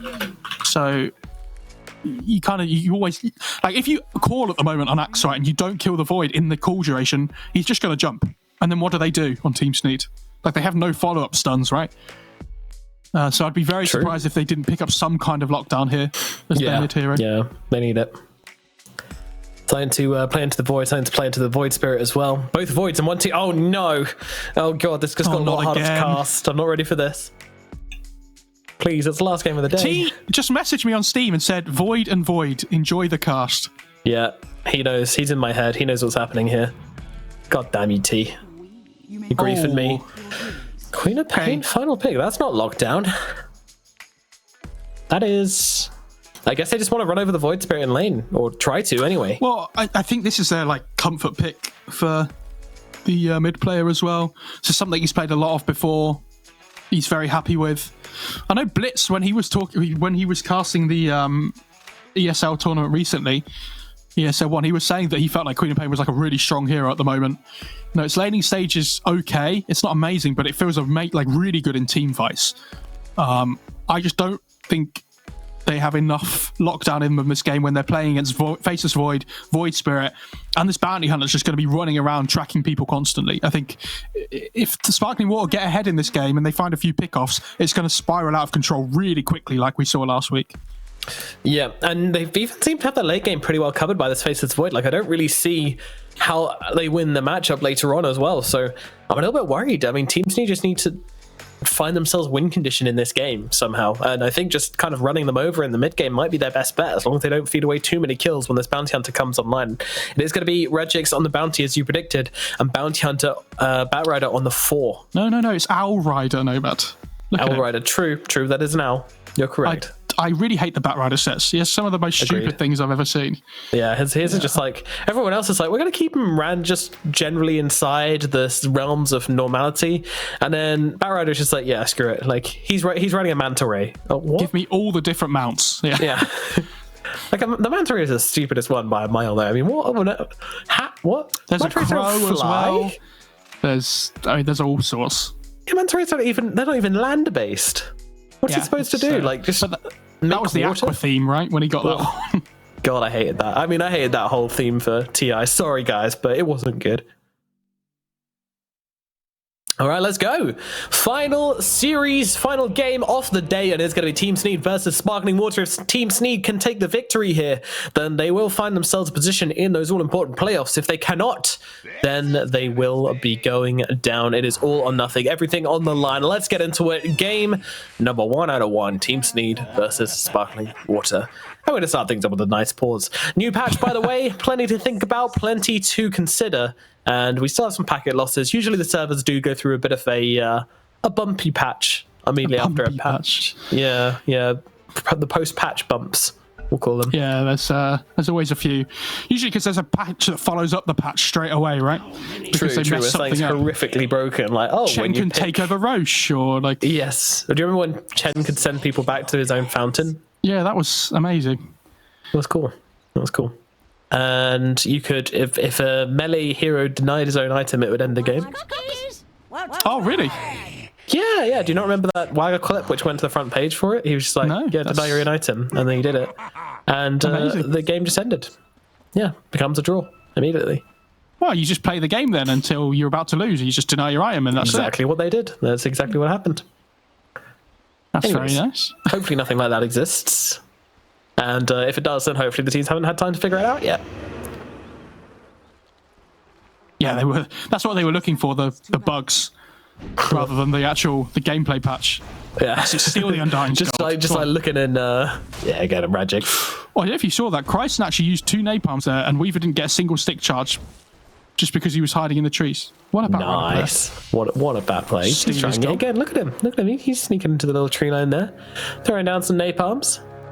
Any kind of early decays you can get out of the Undying for him to use before the laning stage start is always really good. Like, you want to force as much mana out as you can, really, on that hero. Because the duality of Bounty Hunter players, when you're like, I really know I shouldn't come forward for this hit, but at the same time, my Janada's off cooldown, and I really want some gold. But he's going to lose a lot of health, and I mean, especially big boy HP hits. When he's -8 strength as well. Went for it anyway. That's my man, Ragix. Got to get that money. Has Kryson started stick on the Bat Rider as well? Ooh, interesting. Has Undying started stick? Because I feel like if Undying has started... everybody has a stick except Kryson in this lane. No. Always that awkward moment. He needs to ferry one out very quickly. When all your friends have a brand new stick and you're stuck there with a crappy iron branch, you're like, Mom, all the cool kids have a stick, can I? If Kryson feeds away too many stick charges in this lane, it gives Undying free mana, right? And then they're going to be in a really sticky situation. They need to make sure on this tire shot that they don't give the Undying free stick charges. Otherwise, he's going to be able to sit in this lane like infinitely, basically. Yeah. Because the big problem that hero has in Undying is that he runs out of mana relatively quickly in the lane, and you kind of just have to go and suicide over and over again whenever you run out of mana. Yeah, ram your head into people and hope for the best. Well, kills mean less at least, so... Kill streaks mean less, I think it was. Oh no, I mean kills is like a little patch before it. Oh, I see. Kills give less gold, so you can... So kill streaks mean give slightly less than they did before as well in terms of XP now? Indubitably they do. Astute observation, sir. So, bottom line, probably going to be... I don't know, I actually kind of worried about sparkling water down here. How much are they actually going to get out of this one? Kryson might sneak a courier kill here on the back rider. There's one coming. Oh, he misses it. Oh, where's unfortunate. He going? Oh, he's going to get a ward down so we can see the courier. Yeah, I like this ward because it does give you just like a little bit of vision. It's a sliver top lane of as well. Vision, and speak. He's going to get it. Meanwhile, up at top, they're chasing down T-Gav. No, he's going to be okay for the time being without Scatter Blast, keeping him nice and safe as Icky took some hits here as well. Icky, of course, another player in the ESL Premiership. Skirmish in the winter. Did very well for himself, was on the winning team, and was a great fourth to his winning team, except when he was disappearing out for a smoke every half a millisecond. Oh, yeah, that was great. Yeah, the man is a chimney. Teganov didn't manage to stop the pull there. That's... But he did take off the Battle Hunger, so that's a win. Yeah, yeah. Got to find your W's where you can. Yeah. Symmetrical set on fire. Let's have a look over towards this middle lane, though, as we have the Void Spirit playing up into the Queen of Pain. Two of them clashing heads right now, and so far, it is the Queen of Pain leading by a little bit, but a lot of denies on Xantic as well. Has he leveled Dissimulate on the Void Spirit? Yeah, he has. So he's going to, if every time Dagger gets used on him, he can just dodge it with Dissimulate. And this matchup's really difficult for the Queen of Pain to play. So, have to see how that one goes in the end, but I feel like it's definitely Void Spirit favoured. Has 6 denies already as well. Radix, oh my god, he just gets twatting. Oh, that was packet loss. Definitely the packet loss. Yeah, packet loss. Poor Radix. My god, he just did not react to that at all, and gets absolutely. I mean, there was too much to react to there. Just the nuke after nuke after nuke. He's gone. Good night, sweet prince. That's your first blood, and a convincing one at that. 10 stick charges on the Weaver there as well. Back to full HP. Easy peasy. Lovely jubbly. Well, messy start to this bottom lane, and as I said, it's getting harder and harder by the minute for them to play this lane. And Kryson not really doing a whole lot in this bot. I mean, he doesn't feel like he wants to come forwards. Gonna make some pulls instead and see what he can do. Yeah, good choice. They need to just disrupt the laning stage. I'm really surprised Kryson hasn't just pulled waves, to be honest, like over and over again. I feel like that's the way they win this lane. Like the lineup isn't about winning the lane; it's about having a really good mid game with track kills. So it is surprising to me that they've tried to play the lane full on. Tegan nearly chased down there by Icky, just constantly chasing. Queen of Pain. Roger, they paused for you. They paused for you, Robert. There we go. Yeah, Queen of Pain did manage to blink away. Does he have a salve coming out on the courier on Queen of Pain? I really hope so. Otherwise, right? Oh, jeez, yeah, thank God.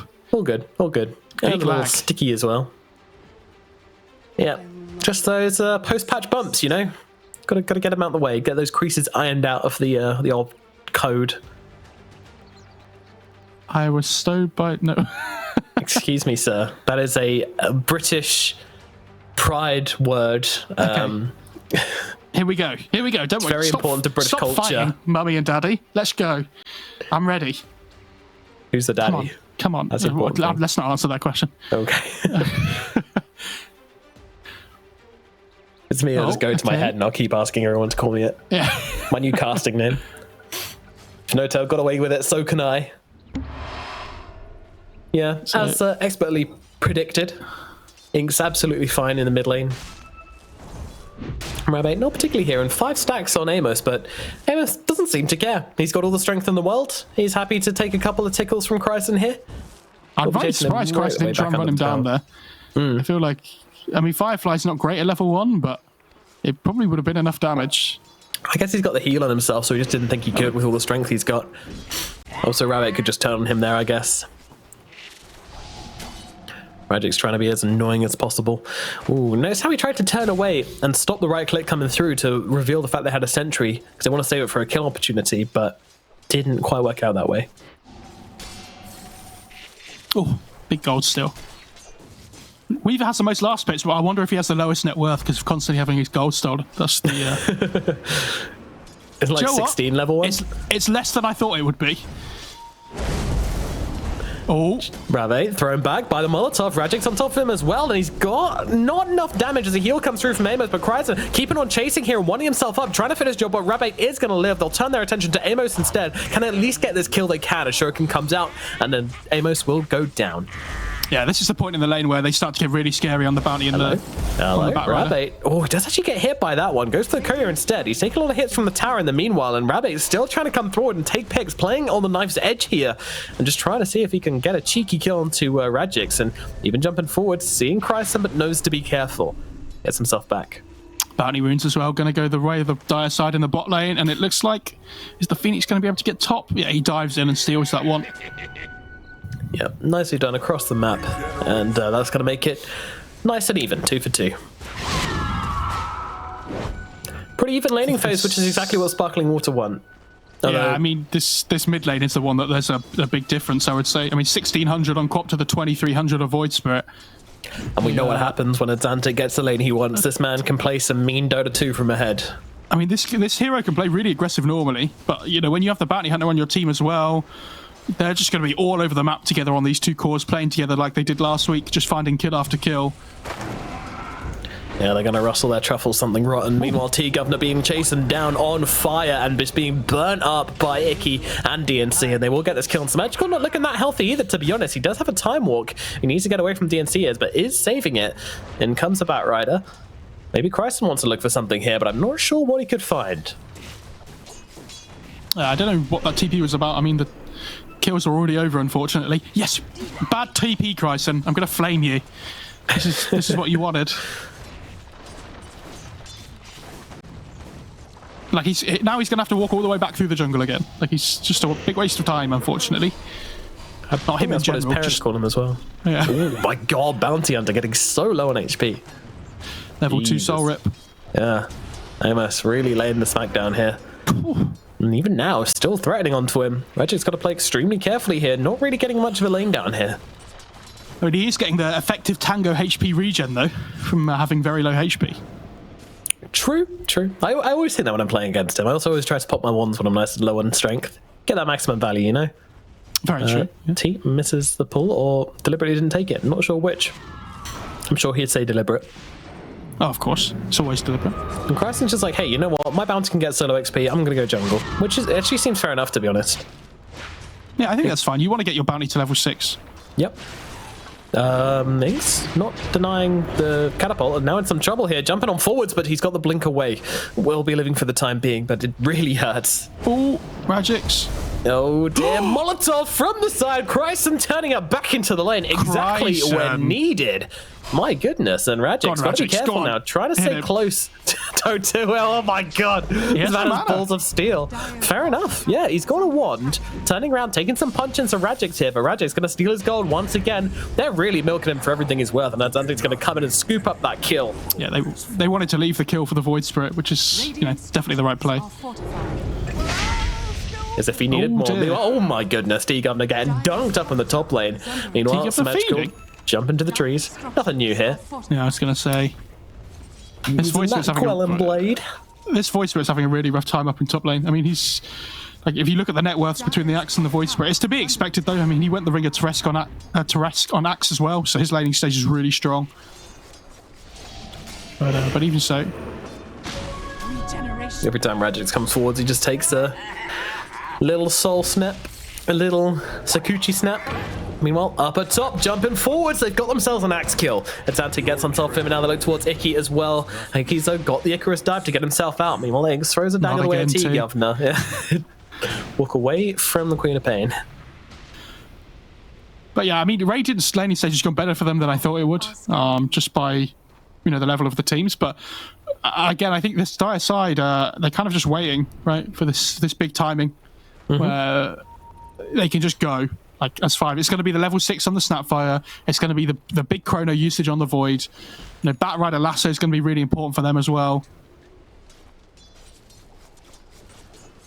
If they can get a big kill on the Weaver or the Queen of Pain, the net worth's going to go very quickly the other way. But for now, I mean, this DNC Axe just controlling the game.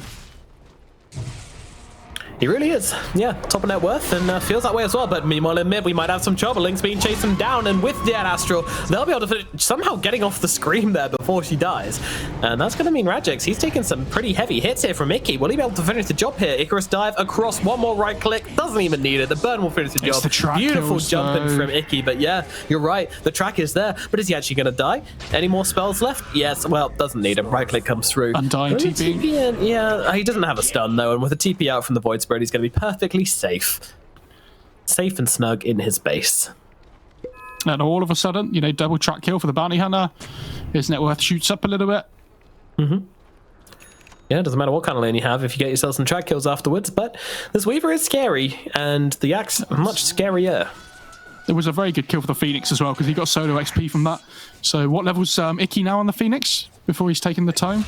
Yeah, he's almost about to hit level 6, so really good for him. It's just T-Governor, actually. Oh, yeah, wow. Don't worry about it, Rob. It's happening enough. We don't expect you to catch every single T-Governor death. No one could do that. We don't have unrealistic standards here. I want to make a crazy call here, and I'm not expecting this to happen at all. Weaver rushing Eye of Skadi to counter Void. I mean, potentially, but it's I think that'd be very amazing. good, but... Well, with the 35% reduction to healing, it's going to make Time Walk do very little. Yeah, I guess the Skadi's pretty good against Void as well, because it tanks you up for the Chrono, actually. So exactly. It kind of has the double effect, right? But it's a lot of gold on a hero that doesn't do a lot of damage if you don't build damage look at that text here on Cold Attack. Hi, I need a Dota 2. Oh, this is looking like a cool item. What is it? Oh my goodness. Let me just get out. What the hell? That is so much reading. Anyways. Yeah, so reduce all regen and lifesteal by 35%, which sounds pretty poggy woggies versus the Voidy Woidy. Meanwhile, two Voids concerning into the bottom lane right now, and DNC might be caught out as a Resonant Pulse does connect. Meanwhile, the call sent his way, but that's going to miss. Egg comes down, but they can deal with that easily. Turning around, blowing it up, and Xanti will get that kill. Now look over towards the Axe here, but the Axe has way too much health for this, and they're bringing in Heroes. Nice call coming out in. Sonic Wave going to take down Symmetrical. Chrysler looking pretty low as well. It's going to be the second kill, but Xanti jumping forward onto Ix here, and Ix is going to lose his life. And meanwhile, beautiful kisses coming in over the top from T-Governor. Gonna missed the last few, down Inks and DNC, and now Amos is gonna die as well. It's a triple kill for the big Gov, taking them all down on the Snapfire. Typical T-Governor turns up at the end of the fight to steal all the kills. Yeah, after feeding horrendously in lane. This is what we used to see it. I see through you, T-Governor. What a redemption arc, though. What a redemption for this Snapfire. And now all of a sudden, look at all the net worths of the heroes all of a sudden, like all these track kills that come through. Seems like a relatively even fight, right? Obviously, it would have been Dire favoured anyway, but with the extra gold they get from the track kills as well, this Void Spirit just absolutely catapults forward in terms of net worth, and he's now the top dog. Yeah, certainly is. Or top act, as I think it'd rather be called. They did lose a couple of heroes, though, worth mentioning. Queen of Pain managed to find herself a really nice little team fight there, but did end up dying in the end. And yeah, the track does skew things a little bit in the Sparkling Water favor. But I don't think they're going to be super mad about this. I mean, I don't know. I mean, they can't keep letting that happen, but I don't know. Engagements like that, maybe it's not so bad. Chryson does hit the level 6 now as well on the Batrider, so they can look for pickoffs just with the lasso. Sorry. Oh, they see the bounty hunter. Is that interesting? Void Spirit and Queen of Pain had the exact same level 10 talent. Or maybe it's a new patch bug, who knows? Meanwhile, Amos being beaten on down does drop that tombstone, interestingly, so that means they want to turn it here, but will not be able to do so as Amos is going to get dropped, and we saw this before from Amos. That tombstone is worth more than you are at this stage. T-Governor took it. For God's sakes, T. Of course he did. Gets the triple kill, he's like, guys, it's not enough. Yeah. I need look more. at that. 25 damage, right? Oh, anyways. Double tier 1 item. Nice. Gotta get it's that 13 minutes. I feel like they should probably have them by now, but you know, it happens. Nah. You want to get yourself over towards the heroes. Who needs newts? Yeah, both teams actually pretty low on neutral items. Radiant are scanning. Yeah, that's been a lot of fighting in the last few minutes. So jungle farming been slowed down a little bit.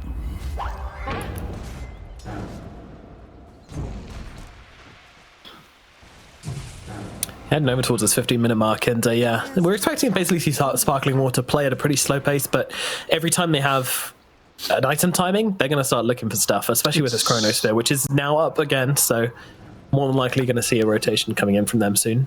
Axe just picked up Blink as well, so I think this this timing for them is huge. Like they have to make something happen with this. Yeah, and this can kill the Void Spirit really. Like this is the one way they have to kill the Void Spirit relatively easily. I don't know if they do kill him though, because if they don't kill him during the duration of the call, he just zips away, right? Like, I mean, yeah, but they're going to do a lot of damage to him in call. We got Queen of Pain. How much HP does the Void Spirit have, Rob? Come on. Yeah. 1,400. I don't know if they have 1,400 damage worth. Tower is under attack. Yeah, take that, Rabbit. You have to time lapse for that. It's the power play. If you time lapse too early, then Shuriken will still hit you. Yeah. 15-minute bounty runes. 4 going the way of the Sparkling Water side. Ooh, the Democratic National Party sitting in very far back here, goes in with the call, but he misses! Atlantic manages to get off the dissimulate in time, and that is looking not too great. T-Gaffer, though, he was hitting some neutral creeps, as usual, and will die. He was hitting a ward, to be fair. But... Oh, was he? Okay. Alright. Sorry, T-Governor. My bad. But they do gotta get the call onto that Atlantic Void Spirit, but they're also dragging DNC up onto the cliff. Cryzon's just like, nope, I'm taking you out the fight, sir. But Atlantic's still losing his life here, and he's not gonna get away. He's got no more charges of the Astral Split left. So that's just gonna be him dead. Has to be said, on this Radiant side, we talked about them being really mobile on the Dire with the Void Spirit and the Void. They do have Queen of Pain, Weaver, an Axe with a Blink and a Phoenix. Yeah. So they can chase after you really well. They absolutely can. Their catch is pretty damn good. And, well, maybe not their catch, but their chase, I should say. Their catch is pretty average at best, if not weak. Get the courier, Radix. Courier.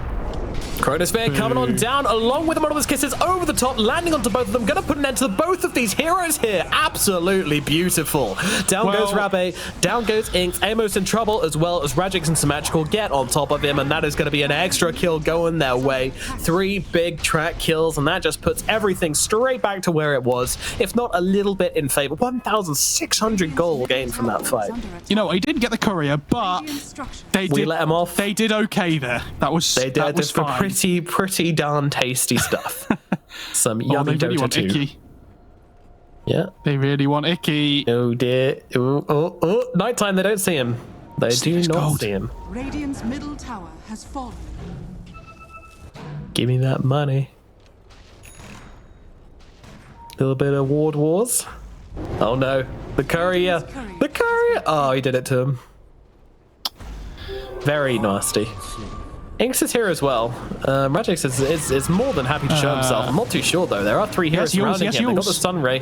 Yeah, he's holding it out to the very last second. Cookie comes through and they won't even need to use it. Meanwhile, Atlantic comes on through, cutting through everybody here. Look at this. This is a ballsy play. Meanwhile, Axe coming in for the backlines, actually landing the call out onto him, and with the Sonic Wave, they will finish the job. Beautiful positioning from DNC once again. Another look forward towards T-Governor here. He's got himself a cookie to get down to that low ground. Will do so. Now, a little shotgun coming his way, but it doesn't make a difference. They'll bring him down. Radix inside his invisibility will not get caught out here, but still 2 nice kills. How much money did this give them, though? That's what I want to know. Can we click on that fight recap? See, this is 668 gold. It's pretty interesting looking at the difference between the gold here from the team with track and the team without it. I don't really know what Chryson's doing this game either. Be perfectly honest. I don't. Right now he's dying. He's dying, but like, what's his? Does he? I feel like where was he that fight? Right, like. I feel like they should be playing with the lasso whenever it's off cooldown to make plays, like in combination with the track. But he's kind of just AFK farming his blink this whole time. Yeah. Like he's AFK farming his blink this whole time, but if he has lasso, you get the kill, and then you can go back to farming again anyway still, right? They need to be... have the Philosopher's Stone, as Rob points out, so dying doesn't matter. Even so...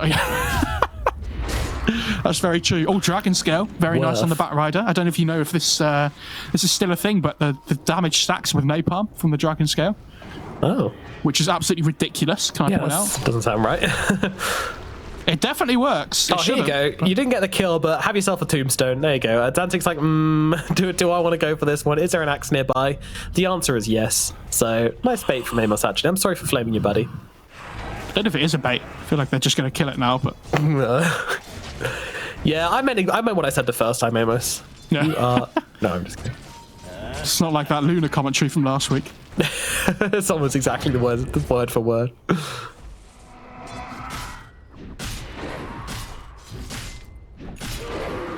Blade mail is the option for this axe here, which I do like.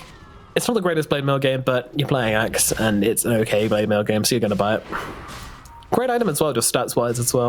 Well, you lose 2 in comparison to last patch now, but that's fine. Don't worry.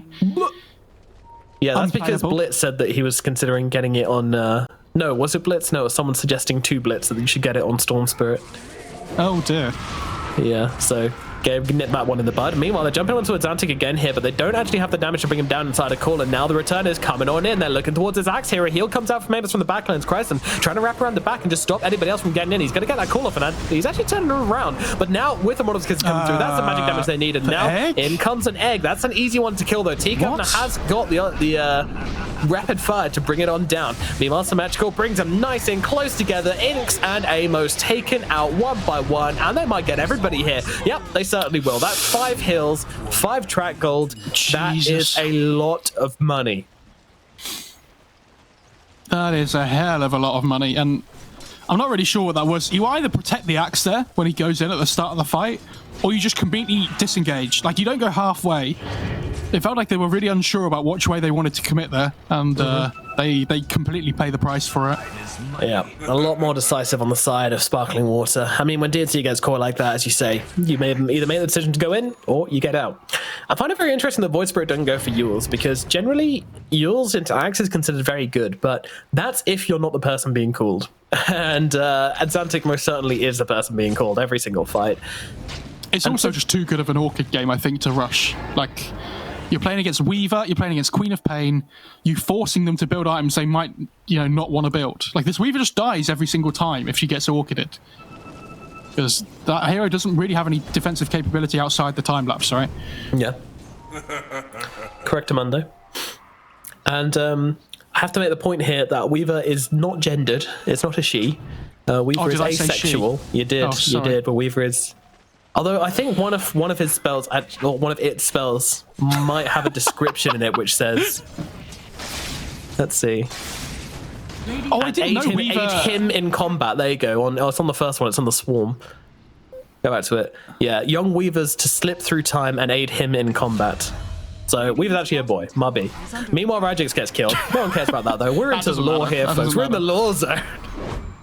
I also didn't know when Weaver swarmed it was a load of little Weavers. That's interesting. Yes. I guess it's him, little babies from his other timeline. He's just throwing his children at people. I mean, it's himself, right? So it's him as a child in other existences, which he has then killed, yes. But then if they die, doesn't he die? Because well, no, except from other timelines. That's the multiverse. You're thinking of time travel. This is the multiverse theory. Right, sorry. Okay, yeah. Yeah, don't worry. I'll forgive you. It's complicated stuff. But I'm here. They are going to get this tier 2 for free, though, on Steve's side. SS Lore Exploration. But yes, Bounty dead, so they want to chill out for a little bit. Terminator rules. I'm sure. Timey-wimey shenanigans. Keen Optic for the Radiant side is pretty sad, because normally that's a really good item, but they don't really have the best heroes for it. So Undying's keeping it most of the time and just using the shovel with it as well. Yeah, I always like to see some shovel efficiency. People are way too quick to shovel back in base. Glasso onto the Phoenix here. Symmetrical's on top of him immediately. T-Governor whiffs the cookie, but it doesn't really matter. They get the kill anyways. Icky bought down. Is going to open up Roche? I don't think so. They got a pretty garbage Roche lineup. And the Void can do it when he gets enough items, but I don't think he has it right now. It's not great, is it? Meanwhile, just a casual buyback from Icky as well. They're actually looking to maybe... No, they're not. Awkward. Well, Icky's just like, well, I'm here now, guys. Tombstone's down as well, so match there. DNC's just trying to make some use out of it by looking cool next to it, but unfortunately, it's not doing much. the Dire have to keep fighting here, though, right? Like, if they want to keep increasing their net worth lead, because in this downtime, like in the passive time, I feel like the Radiant do much better at farming the map, like efficiently, because they have these really mobile cores in the Weaver and the Queen of Pain. Yeah. I love that he's gone for S and Y, by the way, on Faceless Void. He really needs that status resistance this game up against the Axe Cult. I think it's important to, in a game like this where you've got a bounty hunter, and when you've had such a good time, like to kind of go for the more greedy option where you take, I think you went Yasha, Diffusal, and then back for the S and Y, which I really like, because maybe you went Diffusal, which I can't remember, but it's fun just to watch him kind of go in to a fight with Chronosphere, get himself 2 super high value kills, and just go straight back to farming. Like, he is so rich because of this. This is the most profitable way to play in this game. Yeah, he pings that they have a ward on the high ground here.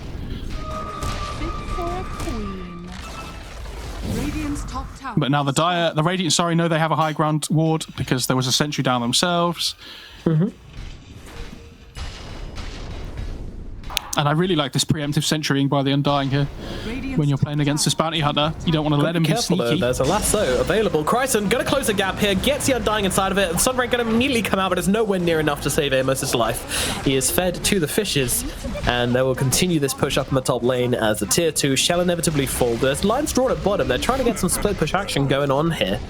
Not sure how much it's going to do, and meanwhile I kind of feel like the Dire maybe head towards Roche. Maybe they look forward to tier 2, but that one's pushed really far in as well, so it's kind of awkward for them. I mean, the problem is they don't really take Roche that well on the Dire side. Exactly. It's pretty bad.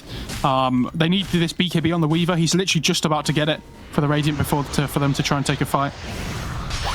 Axe in some trouble, looking towards DNC. Symmetrical beating him down here, and this is going to be one dead Axe, maybe? Yeah, he's got to jump forward. Symmetrical takes him out. Oh, Rab8 has the BKB on the Weaver now, so he's not going to die, but... Well, he doesn't do anything either, though. Yeah, it is a BKB charge a little bit wasted here. Not wasted necessarily, but, you know. Well, he didn't die, but at the same time, didn't get anything done with it, which is what you really want to see, but... Yeah. You know, I don't live in a world of ideals. Queen of Pain on the cliff gets spotted out here somehow. I don't know how they knew this. I guess she had a ward and they wanted to get up there to de-ward it, but you're going to pay the price for that one. Get beaten down. Symmetrical does get himself on the high cliff as well. Yeah, trying to take this one out here, but won't be able to do so. Now the yours comes out immediately afterwards. Amos and Axe just trying to take to the front lines here, but Amos is just going to get beaten down so quickly by the damage from Symmetrical. It just melts, and now we've got a silence out onto that Weaver with that Orchid. Can they do the damage in time? Yes, they can. The burn from the Orchid. What's it called? Orchid. Thank you. I was trying to give you a second for you to have a chance to redeem yourself, but you Thanks, man. I was lost. Yeah, I was thinking flowers. Which flower is it? I'm playing too much Animal Crossing. That's what it was. Thinking like Hyacinthias. No, it's not that one. I wish I could laugh at this, but I have no idea. I know what Animal Crossing is, but I've never played it, so you need to teach me. It's a vibe, dude. Essentially, you get to they throw you onto a desert island, and then you kind of just get a bunch of dudes and you just make a town. The opposite of what we're doing right now in lockdown. Is it like the Hunger Games? Yeah, there could be a comparison made there. I'm not sure how accurate it'd be, but there are comparisons to be made. Okay. They smoke without the Weaver. Talking of the Hunger Games, Sneed, they're hungry for a kill right now. Smoke comes out, jumping on forwards. Did you like that segue? That was, it saved us really a bit there, I think. Yep. Brought the train back on the tracks, and well, I'm wondering if they're going to be able to take this Void off the tracks here as he is farming up that top lane. Can they get there in time? No, they cannot. The Void actually TP all the way back to base. That's how scared he is of this gank. Predicted perfectly from Symmetrical, and he is going to live for now. Yeah, good game sense there as well. Very good. I'm not sure. I mean, that could have been anybody's call, to be fair, but yes, someone made a good call. Oh, Invisory top. He's going to leap in. Almost grieves on the Snapfire, by the way, as well, which TGov would never normally be able to farm, but with the track gold, he's almost there. Yep. It's really nice. Actually, like, all right, in vast majority of my games, right, I have people trying to build, like, Kaya and Sanj on Grimstroke and stuff like this. Sure.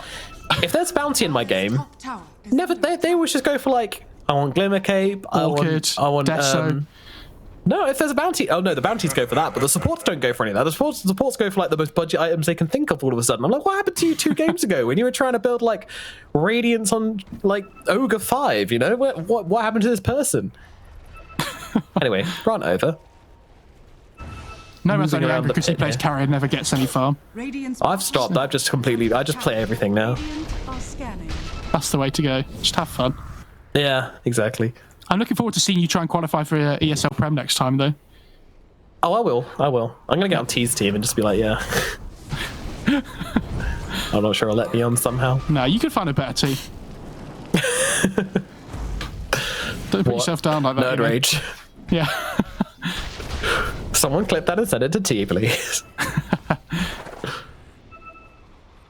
Who do you think's looking at like the better team right now between those two?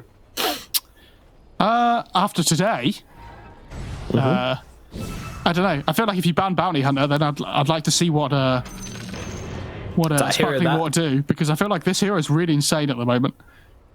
Yeah, I can agree with that. I mean, especially when you consider like what a bad lane he had. Like he didn't really see much of the creeps. Like he got good XP, sure, but it's not about the lane on Bounty Hunter. It's about the mid game. Well, it's about getting XP in the lane, but you don't care about creeps at all.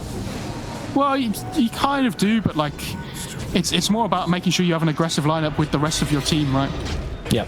Oh dear. Meanwhile, Amos, oh my goodness, Xantic just completely defiles him. Xantic rolls his head across the keyboard and gets a solo kill on the Undying. Void Spirit gameplay. And now the Void's in the pit with Roshan, and Roshan is going to melt pretty quickly here. Is it going to be a response from Team Sneed? Does not look like it right now. Without their Undying, they're feeling pretty broken. And they've even got a bounty hunter just kind of paving the way to victory for them, doing some scouting, making sure it's all safe.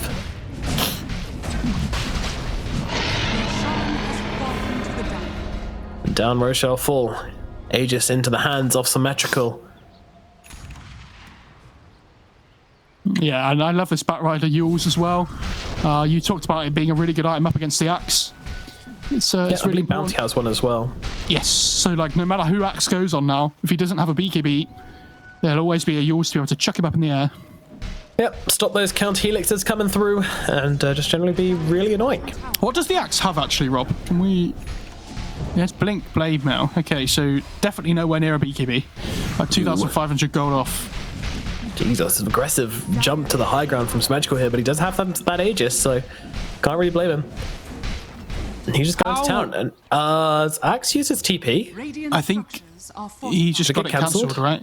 Yeah, he did. He did. And Symmetrical's just killing Icky. They found the Weaver in the backline as well. Oh my goodness, he's getting torn apart. No more Weaver today. Just immediately jumping forwards onto Amos. Here he is, silenced up on the Void. But what does it really matter? He's got an Aegis. He's not even dying from this anyway. Silence runs down, jumps himself away, and just continues to get to work, taking down these barracks. Teams need to get dismantled right now. They don't really have much options. And this could be their game. This could be their tournament on the line here. Symmetrical jumps forwards. They're chasing a bag the Phoenix. Fire Spirits get put on cooldown by the time dilation, so now they're on cooldown for a year. So it might be a while before Icky can use those again. Yeah, by next ESL Prem, he might be able to cast a Fire Spirit. But... And it has to be said, Icky's team are going out here if they don't win this game, remember. Yeah, certainly looking like it may well be the case. Not much left for them. They need an insane call into an insane egg, which can go off without T-Gunner just ruining it. And somehow you got to stop the Faceless Void killing your entire team whilst you do all of this. It's a lot of the menu, but they're going to go forward onto Xantic here. Xantic might get caught out. This guy does not have an Aegis. Can they keep him alive here? The Soball comes out and they've got him with the Yules up into the air. And Xantic's going to live. The egg comes down. Is there anything to kill it? There's not. And Kryson might be losing his life. Symmetrical coming in the back here, but can't finish it in time. And now he's stunned up. Does have that Aegis to work with. Can they take him down? No, they cannot. He gets himself away. Meanwhile, Kryson does finally die here. And Xantic not that healthy as he jumps in, but they take down the Weaver. Rabbit is dead. Animal's dead as well. And Xantic is just playing with them. Doesn't matter how much health he has, he's just baiting out spells, baiting out heroes. Now they get the buybacks. Sneed trying to come back into this one, and they're looking towards the Magical, looking towards T-Governor. T-Governor trying to deal with the Tombstone here, but gets called up, and now he might be in some trouble. He also comes out, though, onto the Axe, try and counter this one out, and T-Governor just jumping straight back in as they take down the Queen of Pain for a second time. Axe gonna die as well. DNC in the grave. Amos gonna lose his life on top of it as well, and the GGs are called, and that is gonna be it for Team Sneed. Oh my goodness, they got absolutely eliminated here in more ways than one, unfortunately. Yeah, that was did not feel like a close game at all, did it, in the end? And I'm glad it kind of went exactly how I thought it would as well, though, right? Where the lanes were relatively even, all of a sudden the track kills start coming out, and then the game just explodes, like, really quickly. And you start to fall behind a little bit with this kind of lineup on the Radiant side. You know, there's no point in the game that you're stronger anymore. Because they, like you said, they always have the Void in the late game on Sparkling Water as well. You know, they have these 3 really hyper-aggressive cores in the mid game that just get out-aggressived, if that's a term. It's not, but I'll let you have it.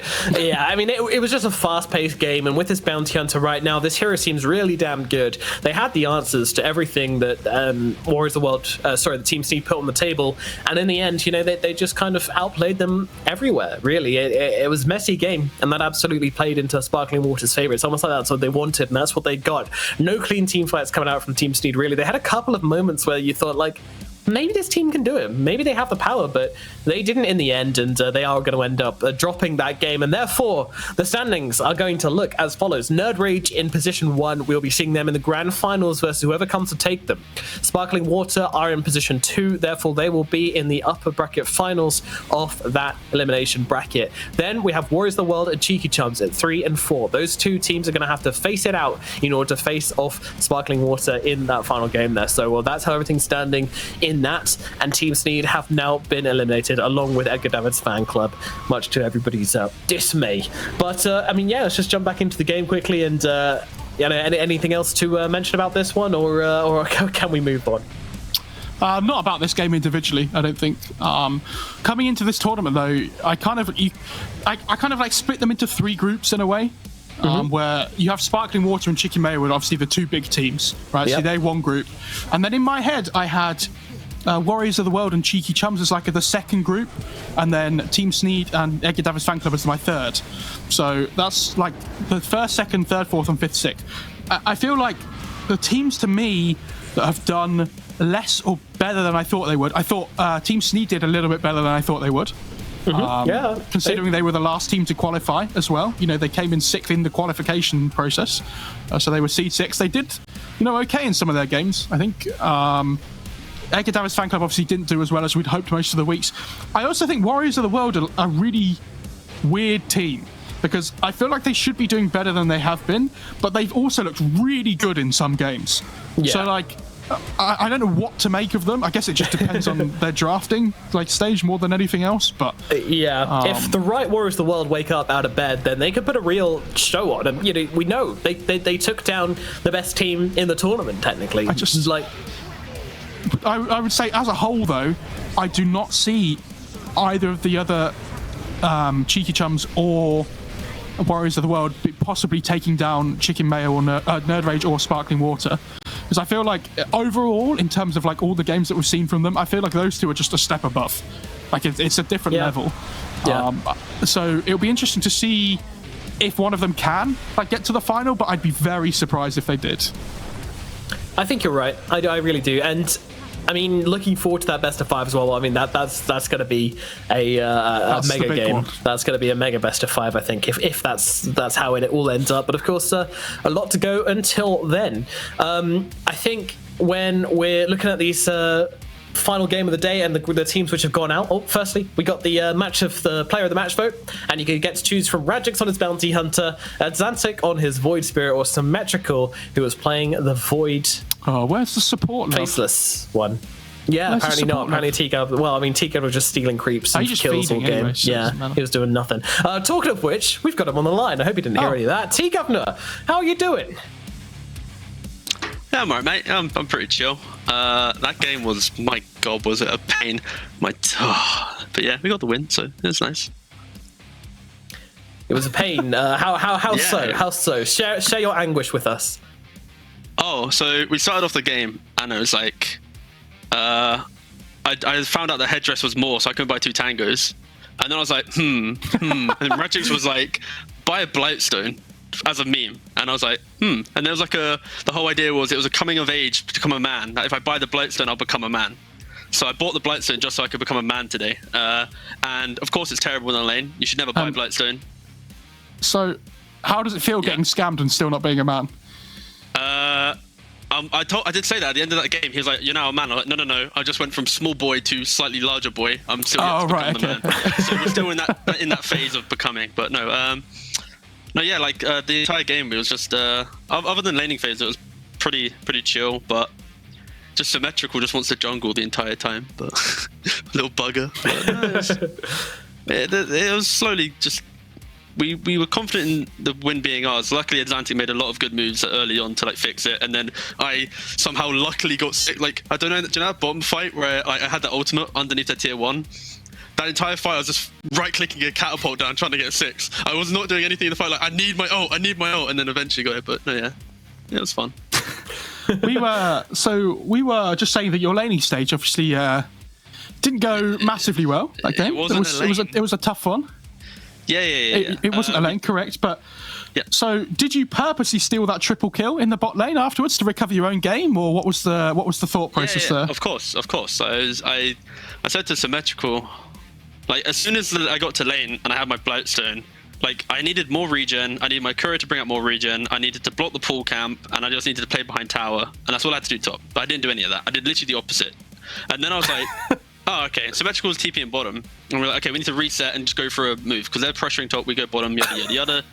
And then I was like, hold up a second. I'm about to hit the big 6. I get to steal the kills. That's my job right now. So, yeah, that's why I was panic. Like, if you watch the replay, I'm just panic hitting a catapult the entire time. And I'm not even looking at the fight. I just hit 6. I look at the fight and go, oh, yeah. I get the kill. So, yeah, it was a bit more coincidence in that final play. But it was nice. All right. T, are you ready to have a look at the standings and how everything is now? Sure. Yeah, it's Nerd Rage first, us second, and then probably Warriors of the World actually third. Wow. We just knocked out Team Sneed? Damn. Oh. Yeah, you did. You murdered them. Killed them in cold blood. How do tiebreakers work? Is it like a... So this is my... shut up, Mo. This is my moment of speciality. This is... All right, calm down. New Shadow comes in because there's a 3-way tiebreaker between Warriors of the World and Cheeky Chums and Team Sneed. Now, the New Shadow for Warriors of the World may beat Nerd Rage, therefore they go above the other two. Therefore, the New Shadow resets, and we have a 2-for-2 tie between Cheeky Chums and Team Sneed. And when you look at those two on paper, Team Sneed win the matchup.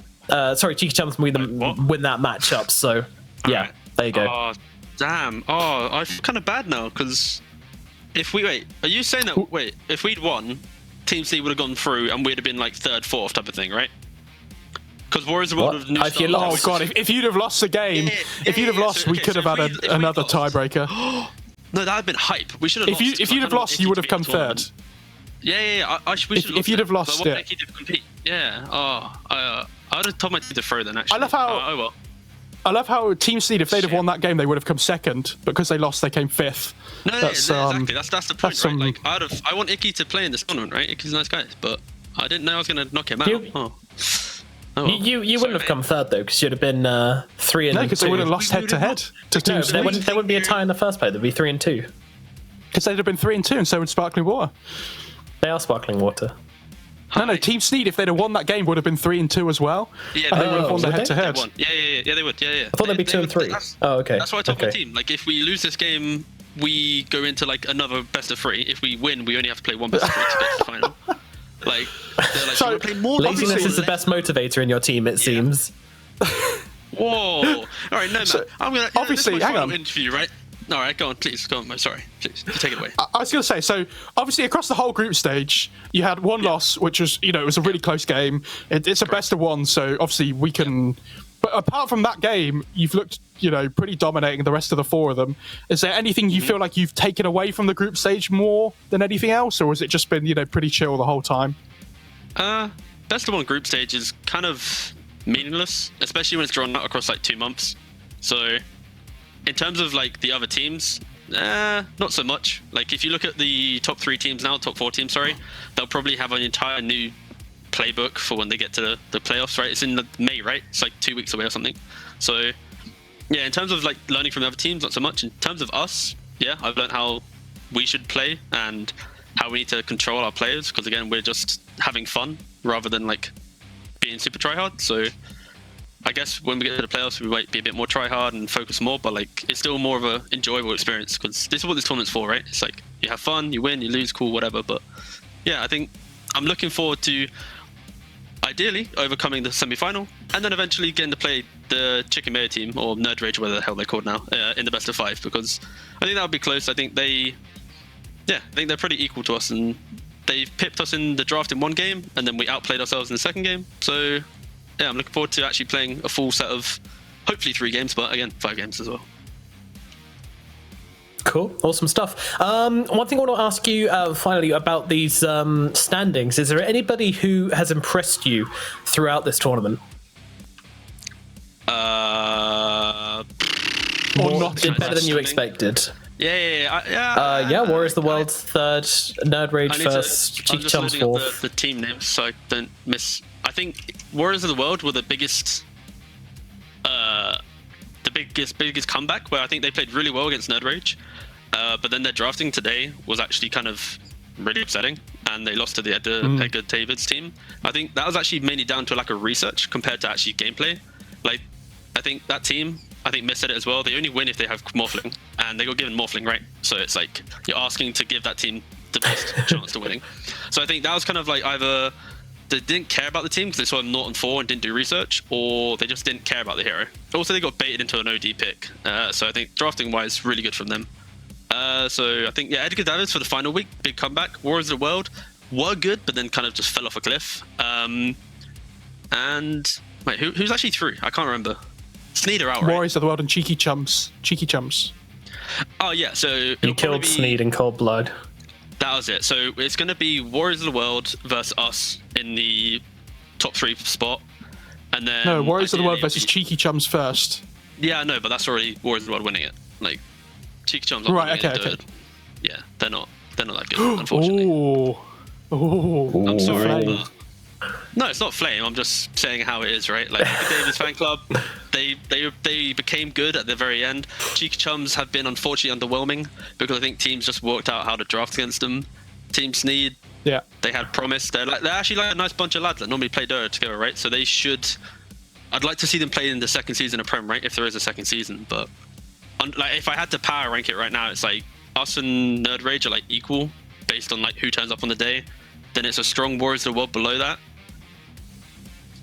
Then it's like Team Sneed higher, and then Cheeky Chums below that, and then Edgar Davis. If I still had to power rank it, it's not what the group stage says, T. Yeah, no, but like, I just shafted the team, and they went from 2nd to last place, mate. Like, I'm sorry that I have so much control over this group stage with 1 game. I'm sorry. Alrighty, well, T, I think that's just about it, and we will be seeing you in those playoffs. You will be waiting for the winner of the 2nd round. T. Have a lot of fun. T, you going to be doing any practicing before next time? What the? This dumbass question. No one practices, man. All the teams don't practice. I'm sorry that I've gone fuzzy. This is okay. My last comment. All right. I'm sorry that all the production, you have to stay here for this. In this tournament, no team actively practices as 5. They talk about drafts and they talk about everything, and it's great fun. This is what UK Dota is about. Maybe in the 2nd season, teams get a little bit more motivated, but right now, no team. I swear, no team practices. Thank you. Just because your team doesn't practice doesn't mean they don't, okay? Oh, go away, Mo. You're just trying to drag everybody down to your level. Production, get him out of there. Bad guy T-Governor. Get him out of here, guys. Kick him. Wow, I'm amazed they actually did it. The power we have, hey? Thank you so much to T, of course, and congratulations for his win. They've done a cracking job, been a cracking interviewee throughout these group stages, and we're looking forward to hearing more from him. So let's take a quick look back on today's results as we've been through the blender, I guess, of games. I mean, pretty brutal games today, all pretty quick, I guess. That middle one took a slight little bit longer, but overall it's been a bit of a smackdown. Nerd Rage taking the 1-0 victory over Cheeky Chums, Edgar Davids taking the 1-0 victory over Warriors of the World, and Sparkling Water getting the victory against Team Sneed in the final game. I think the last week of qualifiers is always brutal as well, no matter how the games go, just because it feels really bad to have to, kick teams out in the end. I mean, we obviously already knew Edgar David's fan club were already going home, but I know you're very upset, but at least they won a game. They won a game. Yeah, it's not all sad. They took a victory in the end here, and they will have that under their belts. But Nerd Rage going to be the top dogs, waiting in the best of 5. Sparkling Water in position 2, waiting in that second round, and Warriors of the World are going to be the first best of 3 against Cheeky Chums in those finals, which I believe will be happening next Saturday, I think. And I think that's about it. I mean, Mo, comments on this group stage before we leave everything out?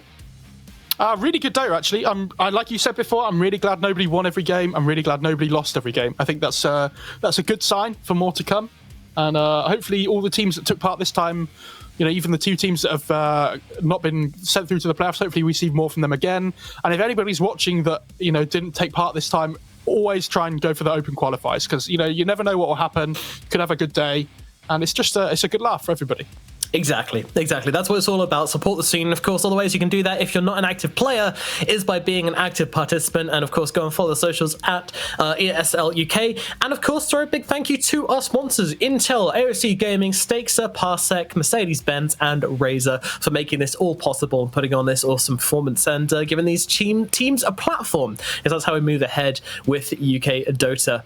Alrighty, guys, that is just about going to finish it all up. Thank you so much for watching, and we are going to put it to an end here, but first I think production wants to show this picture of T's lovely mug just as he got kicked at the end of that conversation, and we will end the show on his glorious face, one of the masterminds of UK Dota.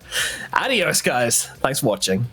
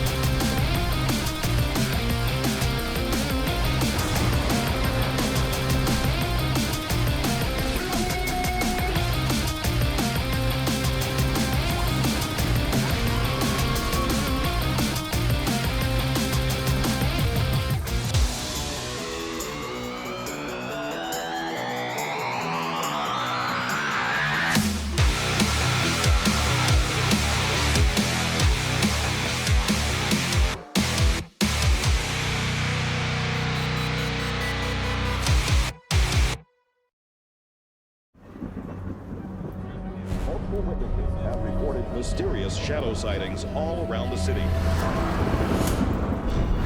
According to experts, the origin of these shadows is